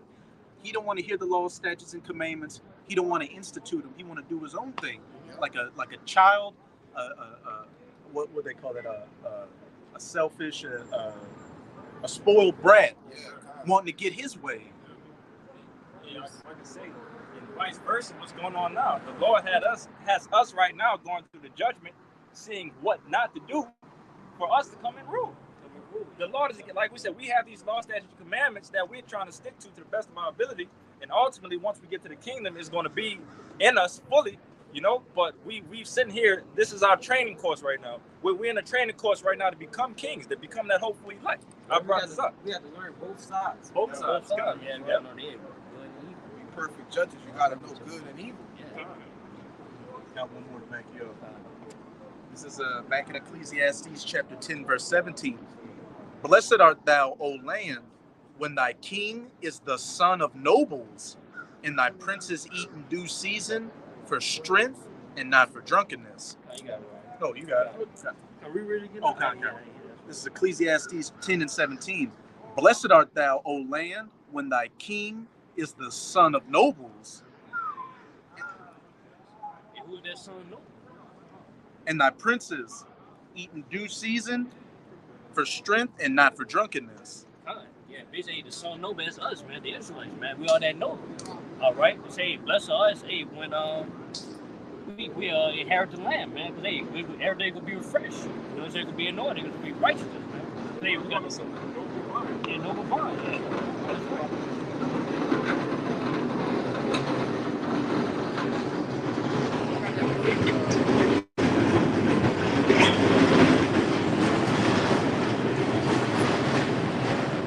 I can say, pretty much just expounding on, that last part where it says, read the very last part where it says to eat for strength and not for drunkenness. Bakisha. This is back in Ecclesiastes chapter 10, verse 17. And thy princes eat in due season for strength and not for drunkenness. And that's you have that's two completely contrary ways of eating when you're looking at rulership. You see, Esau Edom is drunken from eating the fruits of his labors. Like he's just engorged, he's sloppy drunk. But as we will be in a spiritual sense, in the kingdom of heaven, when we gather in the fruits of the labors of the other nations, that's gonna be to what? To build and expand more and more and more. You got it. The brother made a beautiful point. Esau rules to what? Just to gain riches unto himself and screw everybody over. He eats for drunkenness. That's right. Well, when the children of Israel are set back in rulership, beginning with the elect, we're going to rule and use the resources to, benefit the rest of the planet. Like, we're going to institute the laws, statutes, and commandments, the land, Sabbaths, all that. Like, our blessing, by extension, the world is going to be blessed by our blessing. Yes. If I could say, when you start to get into it, all right, scriptures tell you we gonna what? Inhabit, other planets and things of that nature. What do you think? You know, Jake is just gonna go there and just, you know, shit just gonna magically, nah. Of course we gonna have spiritual powers and things like that, and I'm speaking as a man as well. But our substance and things of that nature, we gonna grow so much that we gonna be able to, take this half of, you know, everything you own and go to this place. You see, because our substance is gonna be so great, because we're eating for strength. You see, Our substance is gonna lead us to different planets. that's what I'm. That's heavy, bro. Another thing too, everybody go eat, B. Yeah. Like, yeah, saying paying for, like, everybody go eat. All our people go eat, bro. Everybody go be rich. You know what I'm saying? Everybody gonna have that everlasting substance, man. Yeah. You know, our people be good. All right? That's what we waiting on, man. Because we tired of seeing our people in a homeless state, man. You know? We tired of seeing our people, having nothing, man. And Esau doesn't care about that, because what does it say? Him that is an even to himself, who can he be good to? Look at what Esau does to his own people, his own nation. Here it is. You get him on camera. Right on time. Here it is. Your blessing. This is your blessing, but you're a homeless, you know, a vagabond, a drunk, just bugged out weirdo. Yeah, how you let somebody from your nation just deteriorate to the point where they're a junkie, they're a method, And you they push it. homeless. Yeah. It's an agenda to keep your people oppressed. Your own people. Yeah, how you let your fellow ruler be less than a servant, bro? Yeah. Like, that's madness. Fucked up. I got one back to it. Talking about the kingdom.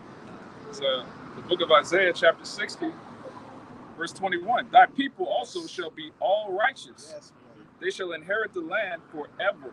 The branch of my planting, the work of my hands, that I may be glorified. Forever. We gonna have these blessings that Lord got bestowed upon us forever, man. Can't nobody take that away from us, man. That's what we waiting on, bro. We waiting for, we want possessions that we could keep forever, man. We ain't gotta worry about losing. You know what I'm saying? We ain't gotta worry about being taken away from us, man. Like we do on this side. Every time we get something, we gotta worry about shit breaking down. Or we're losing that shit. Somebody's stealing there and all that, bro. Yeah, it's heaven, man. Well, it's gonna be ours forever, man. Like, hey, we ain't gonna, ain't gonna grow old or nothing, man. That's what we waiting on. It's be ours. We have a wicked king, a wicked ruler right now, but on the other hand, we know we have Yahushua coming back. Well, under him, all things gonna be ordered and established back in the righteous order where it's supposed to be. And I got something to back that up. This is Isaiah 9:6. Yes. It says, "For unto us a child is born, unto us a son is given, and the government shall be upon his shoulder, and his name shall be called Wonderful, Counselor, the Mighty God, the Everlasting Father, the Prince of Peace. Of the increase of his government and peace there shall be no end, upon the throne of David and upon his kingdom, to order it and to establish it with judgment and with justice from henceforth, even forever. Yeah. The zeal of the Lord, Yahweh of hosts, will perform this." Hey, y'all shall sent unto us, man, to receive that. You know what I'm saying? See that counselor, we say the scriptures, you know what I'm saying? You also, wonderful. Peace, yeah, wonderful, peace. Hey, that's another thing too. Hey, we gonna experience peace, man. We ain't gotta worry no more, man. I'm tired of worrying. You know what I'm saying? Hey, you brothers as well, we tired of worrying, man. We want to just sit back while worrying about a damn thing, man.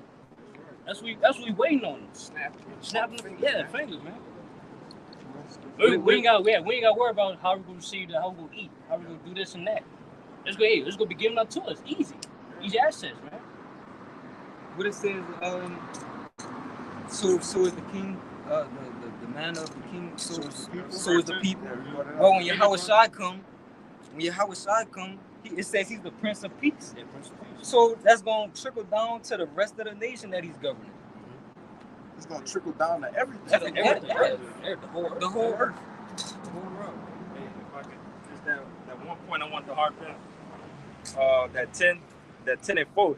Sirach 10 and 4, it says, "The power of the earth is in the hand of the Lord, and in due time he will set over one that is profitable." There you go, right here. That is profitable, man. And who is profitable, man? Hey, the Israelites, man. You know, that's what probably Yahushua. You know, Yahushua. And then us, man. Hey, as joint heirs. I got that. Nah, you got it? It's Romans 8:16. it says the Spirit itself beareth witness with our spirit that we are the children of our power. And if children, then heirs of the Most High, and joint heirs with Hamashiach. Hey, somebody get heirs. What's some air, man? All right. It says, and if children, then heirs of the Most High, and joint heirs with the Hamashiach. If so be that we suffer with him, that we may be also glorified together. Yeah, how are we suffering with him now?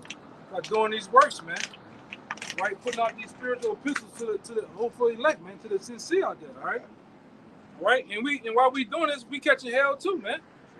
Right? You got average everyday so-called celebrity, whether they're an influencer or a celebrity, they complaining about how it's hard out here for everybody. So we all going through it, man. We all I'm talking about the middle Lord, man. We suffering in a way, but we still manage to do this work, man. Because this is what it's about, man. Fuck them goddamn sadists with the boo, all right? With the boys. Hey, man, we gotta get this work in, man. Right? We gotta get this work in that we bring forth, all right, the elect, all right? That ultimately what happens, man? That salvation comes to us, man. It ain't about nothing else. I say you ain't nothing about nothing else, man. Fuck them children, man. Fuck them children, man. This come first. We get to them children when we get back home, man. Right now we're in a spiritual war, and we the soldiers at war right now, man. Going against what? Evil, wickedness, man. Whether it be of our people or the other nations, man. And we the ones that we like the most high spiritual flashlight, man. Shining light on this shit, man. If we don't do it, who else gonna do it, man? What the Lord said in the scripture, I believe in the Psalms. Who will stand up against me? Who will stand up with me against the evildoers? You got that right there? It's the spirit, man. Get it for the brother. Get it. This is Psalms 94, verse 16. It says, who will rise up for me against the evildoers? Who will stand up for me against the workers of iniquity? Yeah, and the Lord was asking the question there, man. All right? But we can gladly say, hey, we raise our hand to it, man. Brothers set forth there and put forth their lives as a living sacrifice on these highways and byways, man. And we'll do it. Right? Because we was called, man. We didn't choose the Lord chose us, man. So within our calling and in our office, we had to bring forth the work, man.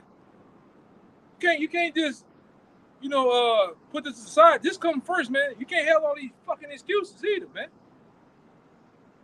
You know that when I think of shit like that, Joy Diaz coming out of face, he do the my ass is burning. Oh, my head hurt. Man, fuck that, man. The work gotta come out, man. You know? Oh, fuck that, man. This come first. All that other shit comes second, man. I don't give a fuck if I gotta get in a canoe on concrete to get to the camp. Fuck it. I'm getting to the camp, man. Uber, taxi, hand glide, what that is? Paraglide to this bitch, man. If I got to, man. This come first, man. Fuck all that other shit, man. Fuck all that other shit, man. All that other shit with the family. The Lord not looking for a family man. I got something to say. Right there? Yeah. The Lord not looking for, I'm gonna get you. The Lord not looking for no family man. Which brothers care about their family. Brothers love their family and their kids. The Lord ain't looking for no Carl Winslow, Heathcliff Huxtable type of guy, man. If you truly love your family, you be doing the work, because that's the only chance they got to be saved. Yeah. Right? They saved. Yeah, it starts with your black ass, man. All right? You got to get straight. You got to get in the good graces of the Most High in order for your house to be saved, man. You can't be one of them drive-by Israelites, man. You got that black power fist out the sunroof. Shalom. Family. And that shalom bouncing off the goddamn buildings, man. You so loud. You gotta come out here. What do I say? It's faith without works is dead, man. You gotta come out here and show forth your faith by your works, man. This is the only way that shows you serious, man. By getting the call of duty, the real call of duty, man. Action. The Lord is about action, not lip service, man. Go ahead, y'all bring them up. I want to make a point on what you just said right there. It's a lot.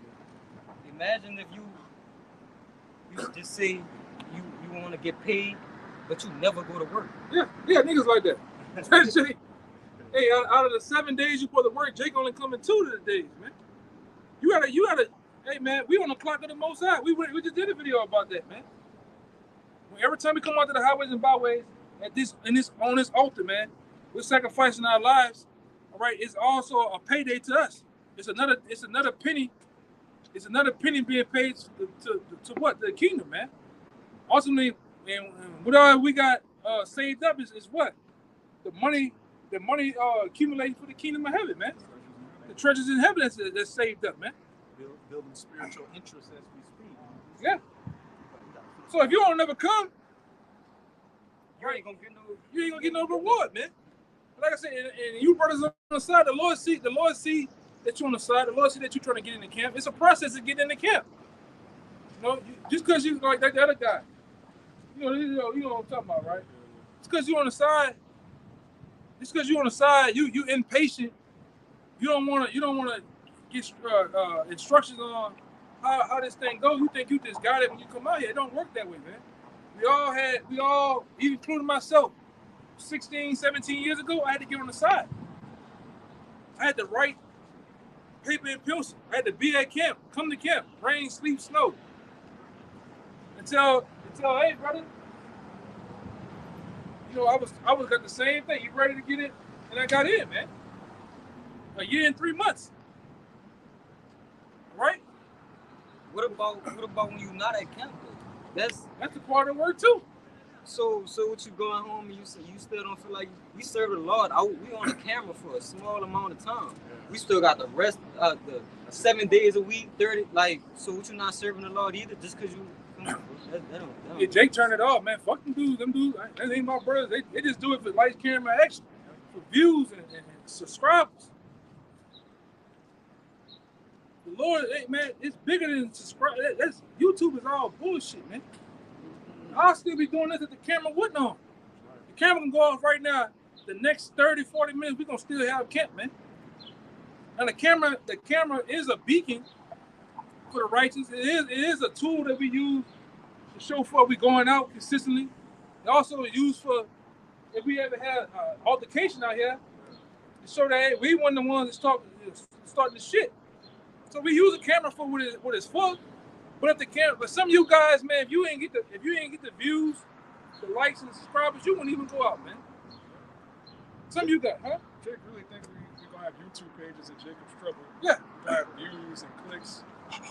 Run it. Yeah. Look at Israel. Yeah. I'm in Jacob's Trouble. Running talk. Running talk. Let me get my MRE. Take a bite. That's gonna be Jake, man.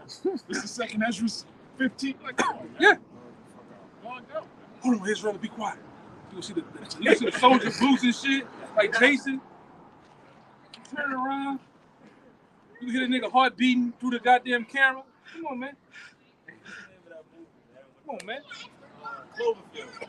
Yeah, that's shit. Yeah, that's it, man. That was it. That was a prime example. That's Jake. You know?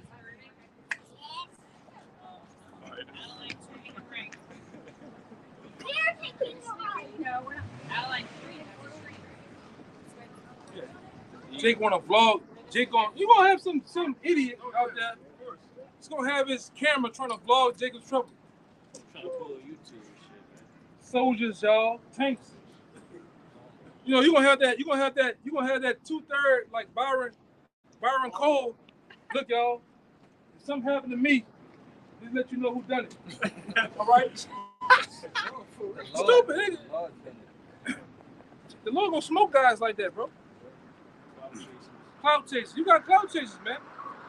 Guys, they wanna rub against, certain, Israelite brothers that, Men pleasers. Yeah, men pleasers, man. Respect the persons. The Lord don't deal with that shit, man. Lord don't deal with that shit, man. And you got those men. The men pleasers, man. I like you, and I don't like you. But them two who you don't like and don't like, they fuck with each other. They brothers treat you. It's bullshit, man. I like this elder. I don't like that elder. Not with within anything, you have you got favorite colors and shit like that. But it's not that. Hey, I got you know, I like the apostles. I like Apostles to Heart. You know, I grew up on Apostles to Heart, Apostle Ron, Apostle Gabor, Apostle Ricard. But even out of them, I have a favorite brother. Like my favorite brother to me is the brother from LA. Like, you know, there's no spite to the brothers I came up with. Yashua Mum and them, and you know, the Houston camp and different brothers. You know, but I have my own from watching and learning. Even Elder Malcolm, Elder Malcolm and them. It's a certain Spirits jail. yeah, spirits jail. Certain things that these brothers learned and bounced off each other, man. That don't mean nothing. They're all your brothers. Yeah.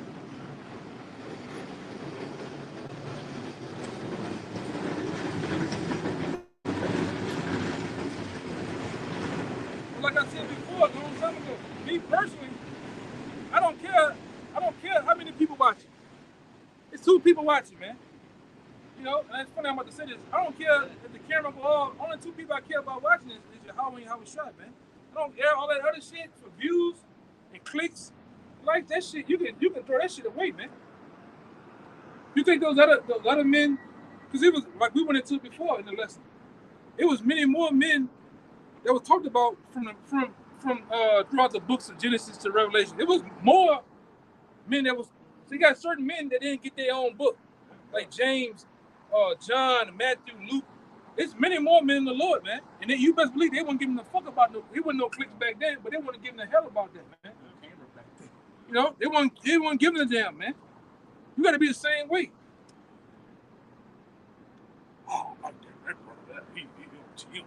Okay, cool. I might not, might not be. I don't care. You know what I'm saying? Go ahead. I was gonna say, wasn't that what prophet was that? Was that Obadiah? That was like 100. He had 100 prophets in the cave. Yeah. That's 100 prophets with no books. Yeah. That's all I wanted to say. It was many men in the Lord, man. That wasn't just one.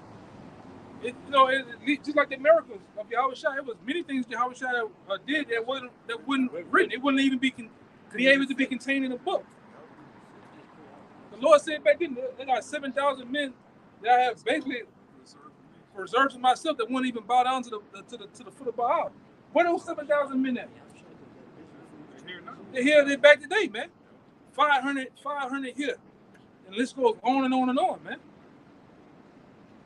You just got to be a brother that just put your head down and do the work.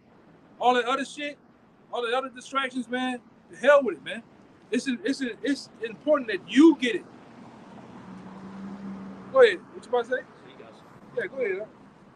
It's the book of Galatians 1:10. For do I now persuade men or the Most High? Or do I seek to please men? Question mark.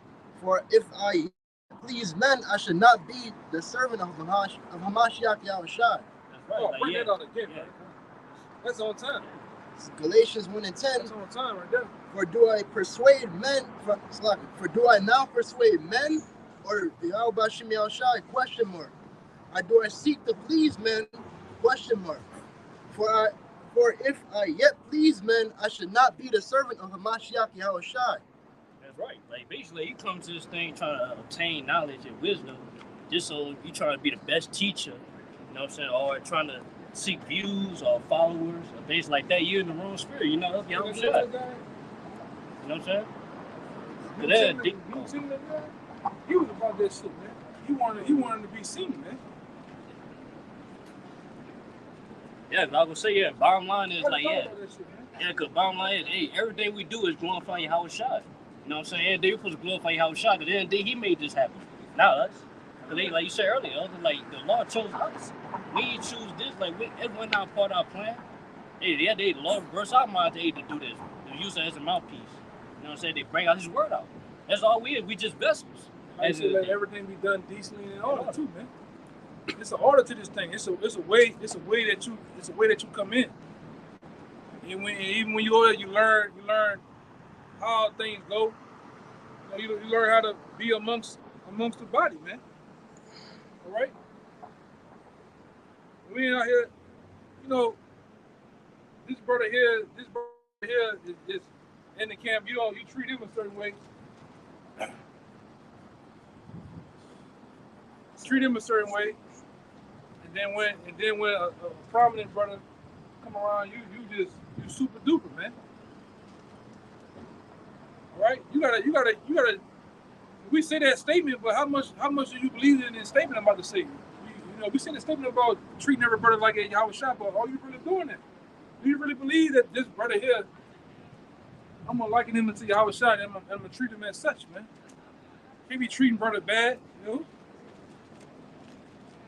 Brother, you know, first day, second day, you just shitting on him. You stealing from brother. Or like that other guy we just had. You just stealing from brothers, man. Whether they be in the camp or out. These brothers here, they still little ones too. They believe. All right? You offending, then the Lord kill your ass, man. Oh, he not in the camp, so I'm gonna just steal from him. That's the same. If Jake think like that, Jake think the same way. Well, he the might. I could sleep with his woman. Yeah. It's the same attitude. You know? Yeah, it's just it's a nigga, man. Huh? Yeah, it's a nigga with fringes on, man. Go ahead, dog. When you on the side, you're learning. You gotta take that nigga mentality off, man. You gotta deal like a man too. When your feelings about something with a brother or ish, you gotta say that. So we can iron everything be smooth, man. You know? Matthew 18 has to come into play. Counsels,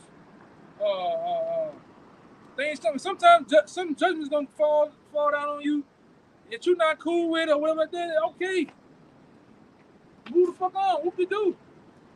You know, we all don't get what we looking for, man. You all right? But you gotta be a man. You gotta be a man about the shit too. The Lord trying you too. Go ahead.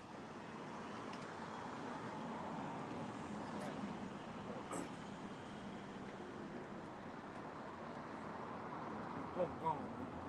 The whole thing. I'm gone, bro. Yeah, this the backup. He got them Samuel's 11s on. He ain't thinking about it. God damn. He ain't thinking about nothing, bro. He on the date. Tell him. Go ahead, bro. Yeah, this the backup that one Bernard brought out.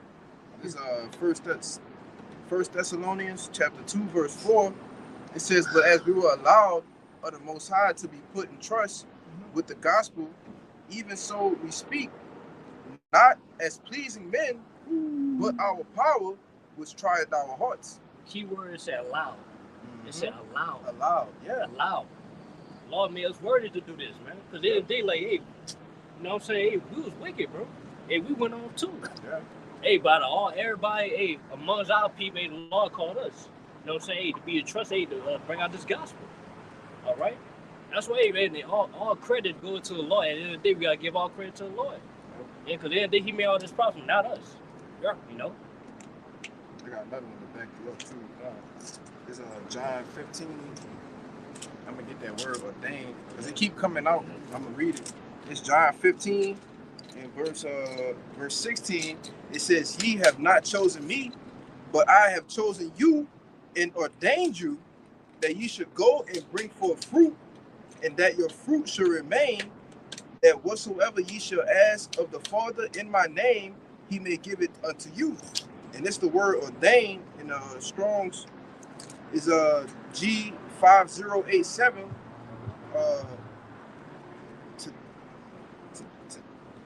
To Thami, it says to set, put, or place. So as it's back in the John, it said the Lord ordained us. So he chose us out of the world, set us, ordained us to put in place to what? Preach this word, man. Bring forth the word, you know? And to do it the right way, you know, not to do it to please men and to do different things that niggas do in the world, man. To do it the right way, to be fruitful, man. Yeah, we ain't out here to teach the word half-assed, man. Like a lot of these other camps, they teach the word for filthy lucracy, half-assed, man. Now, just think about it. If we building a building, all right, building of the Lord, you don't want to do spotty work, man. You don't want to do a half-ass job. They're like that building that. I didn't want to be if we were to put the columns, the beams half-ass, not bolted, what would you think happened to that building, man? It's gonna fall. So the same way you got to do in this ministry. You can't be half-assed in the ministry, man. It says about somewhere in Proverbs about idleness of hands, the house drop it through, man. You see that with certain men, how they treat the word, how they treat themselves. Jay come out all dizzy, man. Jay is just destructive to everything, to himself, to the car, to the house, to the dog. Jay just be wilding, man.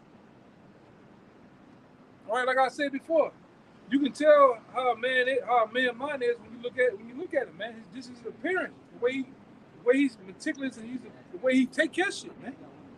You know, you gotta with this thing here, man. It hits it on all levels, man. You gotta be. It starts with a mindset, man. All right,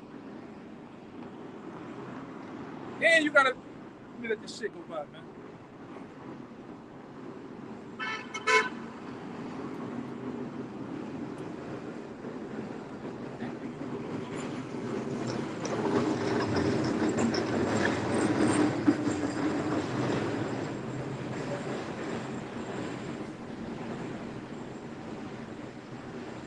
Jake is meticulous about a particular object, whether it be your car, even that PlayStation 5. I know Jakes in the world, they don't let a lick of dust get on that. I'm talking about, you see the dust do this. It might fall, Jake wiping it off. But the same thing with this word, you gotta take care of the word, man. You gotta take care of the ministry. Whether it be situation with brothers, yourself, you gotta take care of this thing, man. And not treat it like a side bitch. Right? You know how you do the side bitch, brother. You know how you do the side bitch. Get to it whenever you feel like it, man. Man, 3 o'clock in the morning, I'm feeling frisky. Boop, boop, boop, boop, boop. Yeah, what's up? You know?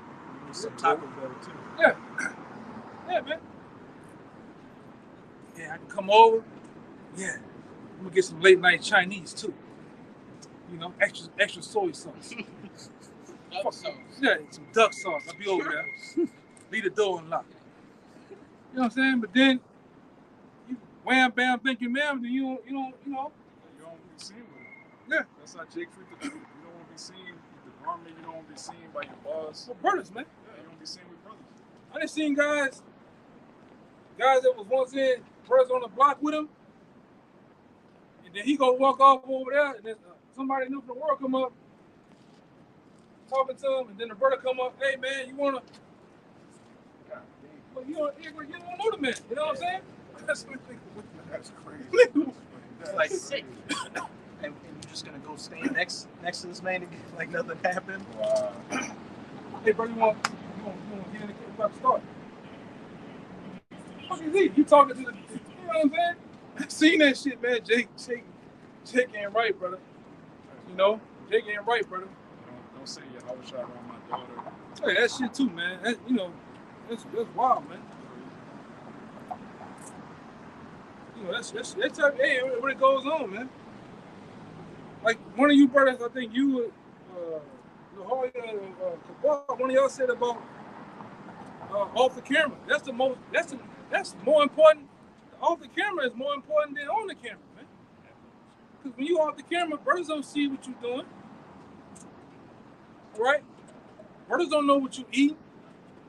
You know? Be doing anything. The angels are watching, though. They forget about that. You really see that with that California situation that just happened. What? The angels Oh, yeah, the angels watching, man. Sure. That same angel might be up in that window right there. Just look it, man. I just see the video on that, you know? Angels, man. The angels are always around. The eyes of the Lord are always on the righteous, man. 10,000 times brighter than the sun. Yeah. Beholding all the works of men. Right? Like I said, so you can't You can fool the men of the Lord, but you can't fool the Lord, though, man. Brother, you know, you up there, you got the mystery meat in the refrigerator, all right? Cigarettes in the glove box. Yeah, all that shit, man. You like Martin, you just drooling over one of them shrimp po' boys. All right, with the large big shot pineapple, man, in the hot sauce. The Lord see this shit. A 32-ounce yellow 5. Yeah. The Lord see that shit. You walk up. You lost to know it, man. Got that bead of sweat on his forehead. Yeah. You know, can't help yourself, man. You better get it. You better get it right, man. Yeah. A prayer ain't a hug, man. Go ahead. I had a quick one for you. It's Proverbs 15:3. It says, "The eyes of the Lord Yahweh are in every place, beholding the evil and the good." Punks. You got that 5 o'clock shadow with the caterpillar on your shit. Freddie Mercury. Three niggas walking together, man. You was a punk. Pushing that boy back in, man. Go ahead, bro. Oh my God. You was sick, man. You looking back over here? What you looking for? Got the buzz cut and shit. Get your ass over, man. There's freaks out here. What? Oh, man. Pink fit on. Oh, man. What? Look at this shit. Oh my God. Nick You know she told me to put it on. Oh yeah, that's all. We're matching today. That boy got a whole jet line of wings. People are calling that the shirt tuck, the untucked shirt out the back. Come on, man. The shirt untucked. Yeah, man. Go ahead, brother. This shit crazy, man. It's Proverbs 15:3. It says, "The eyes of the Lord Yahweh are in every place, beholding the evil and the good." Yeah. Which one that is? Proverbs 15:3. Yeah. Yeah, basically, the Lord sees everything. Whether it be good or evil, whether it be righteous or Exodus wickedness. 23:20. Lord know everything. And really, hey, Lord had that written that you was gonna do that. Lord, put the spirit of you to do that. Yeah. Lord knows everything. The good and the evil. The good and the evil. The counsel, everything that you doing that's righteous, and everything that you doing that's wicked, man. Yeah, even your thoughts, man. Yeah. Even down to your thoughts, man. That's why, like, when these people pass us up, like, what the fuck wrong with these guys? I'm gonna take a picture. You know what I'm saying? They laughing at the Lord, taking that into account. You got to answer for that in that day, man. You know? Because we ain't just doing anything. We just not out here with the garments on, all right, teaching for our help. All right, because we want to just come out here and play dress up, man. This is a big thing going on, man. All right, which most people that don't understand, they gonna mock. What my man Nas said it before. People fear what they don't understand. They hate what they can't conquer, man. Because half the world, they wouldn't dare do what we do, man. They wouldn't dare stand in the face of the so-called white man in boldness and cuss his motherfucking ass out, man. Tell him that he going into slavery under Yahweh Shem Shai, man. And all this shit that he built, all this bullshit, these caves, which are these buildings, this infrastructure that he didn't build, and pure sorcery and witchcraft is coming down, man. By the way of ICBM nuclear missiles, man. And his enterprise of the New World Order is going to get crushed. As soon as he try to establish it, man, it's going to get crushed by Yahweh Shai, man. Right? And when you dare to fight Yahweh Shai, the Lord going to smoke your ass too, man. You in the armies of the world. It takes a man not screwed on type, man. That's from a different cloth to come out here to do this, man. This ain't for the weak of heart. This is the most dirtiest job. Remember that old boy had that show? Getting down all in the he climbing down in the sewer, roaches all on his head. Like roach. Yeah. Yeah. I'm talking about your top people that you love, them niggas not gonna do it, man. The Floyd Mayweather and all these guys know about the truth, but they wouldn't dare step foot out here, man. What happened with Nick Cannon? Less than 17 hours of Twitter persecution, and he gave up. Yeah. And what them about a year or two ago, right during COVID, where them aquas at that was teaching the corner. They're teaching. Yeah, that shit only lasts for about a good 2 weeks. And that's it, man. That's why this ain't for women, man. This ain't for a woman, bro. The Lord called men. All right? Women rule and do things on emotion. A man he's about analytics and logic, man. All right? You can't have your emotions in this right here. You can't. This ain't for your children out here. It takes men to come out here on these highways and byways. Man, it was 104 today. All right?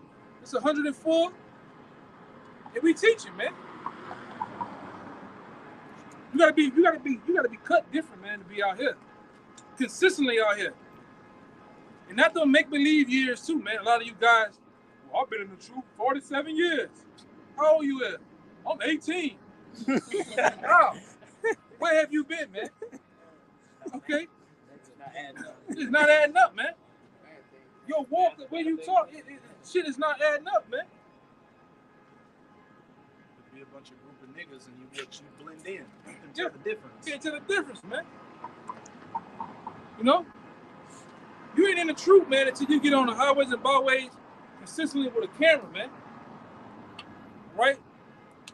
You actually people can basically account for your works, man. Right? You gotta report, man. Go ahead, Al. They also too, like, yeah, we be hated for something, yeah, you doing something right. That's important. You know what I'm saying? So that's another thing, like, yeah, like, we come to the truth, yeah, you gotta be hated. You gotta expect to be hated. Be enemies. And yeah, we all made the public enemy, as they say. You know what I'm saying? The world, the things that we teach, things that we talk about. You know? I got something to This is 1 Corinthians 4 and we start at 9. It says, "For I think that the Most High had set forth us the apostles last, as it were appointed to death." This is the point right here. It says, "For we are made a spectacle unto the world, and to angels, and to men." Yeah, we were made spectacle. We were made watch. We were made be, you know what I'm saying? Being seen. You know what I'm saying? For people to watch. Laughing stock. Yeah, laughing stock, yeah. Right. Being so-called, yeah, crazy. You know what I'm saying? Or fools. Hey, the scripture say that we are fools for Yahweh Shah. Yeah, we not fools. We know we not fools, but hey, we know what we talking about. Verse 10. "We are fools for Yahweh Shah Hamashiach's sake, but ye are wise in Hamashiach. We are weak, but ye are strong. Ye are honorable, but we are despised." That's right, yeah. We not much to the world, but yeah, to the Lord, hey, we are much more. You know what I'm saying? Hey, we honor. Lord willing, we'll be elect. So the end of the day, yeah, we don't care what the word got to say. You know what I'm saying? The end of the day, it's all about what the Lord thinks about it. It's the book of Matthew, chapter 5, and verse 10, and it reads, "Blessed are they which are persecuted for righteousness' sake, for theirs is the kingdom of heaven. Blessed are ye when men shall revile you and persecute you, and shall say all manner of evil against you falsely for my name's sake." Yeah, basically he said, blessed are ye that's going through the hate. All this hate. You know what I'm saying? Hey, for the gospel. All right, because the other day, hey, we go, hey, receive honor, glory. You know, the kingdom, be the first fruits. All right, that's what's set for us, man. If we continue. Any questions, brother? They say that in here too. In this 1 Corinthians 4, I'm gonna skip to verse 12. It says, "And labor, working with our own hands, being reviled, we bless, being persecuted, we suffer it." Being persecuted, we suffer it. For what? Yahweh Shah's sake, bro. So we don't care about what the world got going on and what the world think. We doing this for a bigger purpose. Hey, it said, Yahweh Shah said itself, the world hated me is going to hate you He's too. going to hate you too, yeah. The world got no issues. Yeah, because really, they hate Yahweh Shah. You know what I'm saying? They don't hate us. Because they don't know us. Yeah, they don't know us. But they hate the word that's being spoken. You know what I'm saying? Because we're a society where they hate being told about themselves, you know, bad about themselves. So yeah, they hate that. But hey, the scriptures, they tell them all about themselves. Hey, when you go into that word revile, back in that Matthew 5, it's G3679, and just backing up what you said they don't even know us. Yeah, they don't know. It says of undeserved reproach. They don't even know us. Yeah. So, you know, therefore we don't even deserve the reproach that they're giving out. You see? What you got, huh? And it says, but we suffer. Mm-hmm. Yeah, we suffer. Matthew said we shall be hated of all nations. Yeah, they got a little bit more. I'm gonna read verse 13. That's 1 Corinthians 4:13. It says, being defamed, we entreat. We are made as the filth of the world and are the offscoring of all things unto this day. Yeah, being called, so hating, you know what I'm saying? Or what else? What's being called? Bums, and this and that. Misogynist. Like, so forth, we being called all that, man. But yeah, we take it, we chill. Because the other day, we kill that noise. You know what I'm saying? Because the other day, we know what we're talking about, even though we're about to receive. Exactly. You know what I'm saying? Even though everything's going to be destroyed anyway. You know what I'm saying? Like you always say, right? Hey, what's a dead man? Yeah, dead man, yeah. That's it? I got one for you. Yeah, basically. This is backing up the point again. This is Tobit 4:21. It says, and fear not, my son, that we are made poor, for thou hast much wealth, if thou fear Yahweh Ba'Shem Yahushai, and depart from all sin, and do that which is pleasing in his sight. Yeah, like I say, hey, be blessed that you are made poor. We in a low condition. You know what I'm saying? In the day, we're making that spiritual bank account. You know what I'm saying? But hey, we're gonna see crowns. You know what I'm saying? We're gonna be the first fruits. We're gonna see that blessing. You know what I'm saying? Many mansions. You know? And also, the righteous order, man. Be the first day to see the righteous order being put back on the earth. All right? If I can back you up, and like it says, that we are slack, fear not, my son, that we are made poor, for thou hast much wealth, if thou fear Yahweh Ba'Shem Yahushai.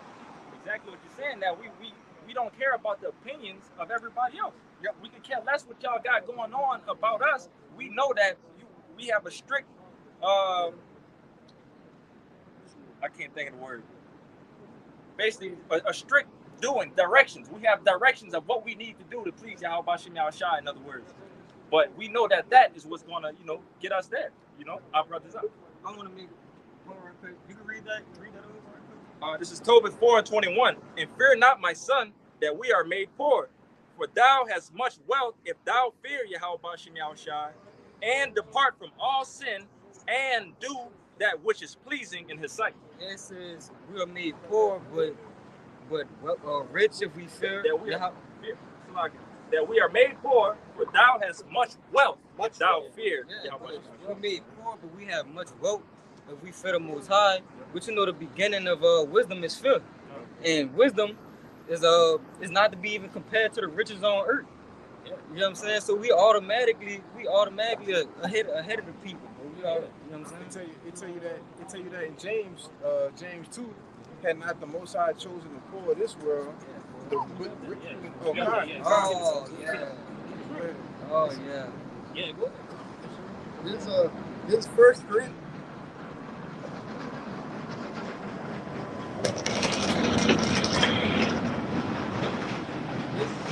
This is 1 Corinthians 1, verse 26. For ye see your calling, brethren, how that not many wise men after the flesh, not many mighty men, not many noble are called. Verse 27. But Yahweh Ba'Shem Yahushai had chosen the foolish things of the world to confound the wise. Yeah. I want to say, who's that foolish thing? You know? The Lord chose who? Well, people wouldn't thought, will read the Bible or be top wisdom and knowledge. You know what I'm saying?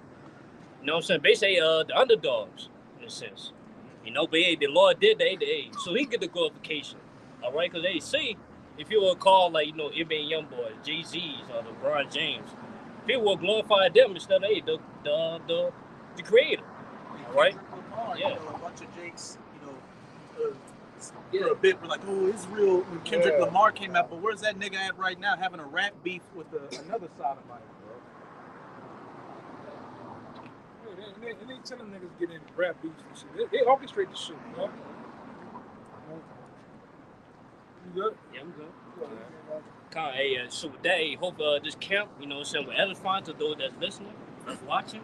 All right, now before we end this video, we will give our praises to Yahweh, Bahashem, Yahushua, Bahashem, Rakakadash, the Bible says Apostle Elder GMS, and peace and mercy to Ophi Lake. Yeah, ball.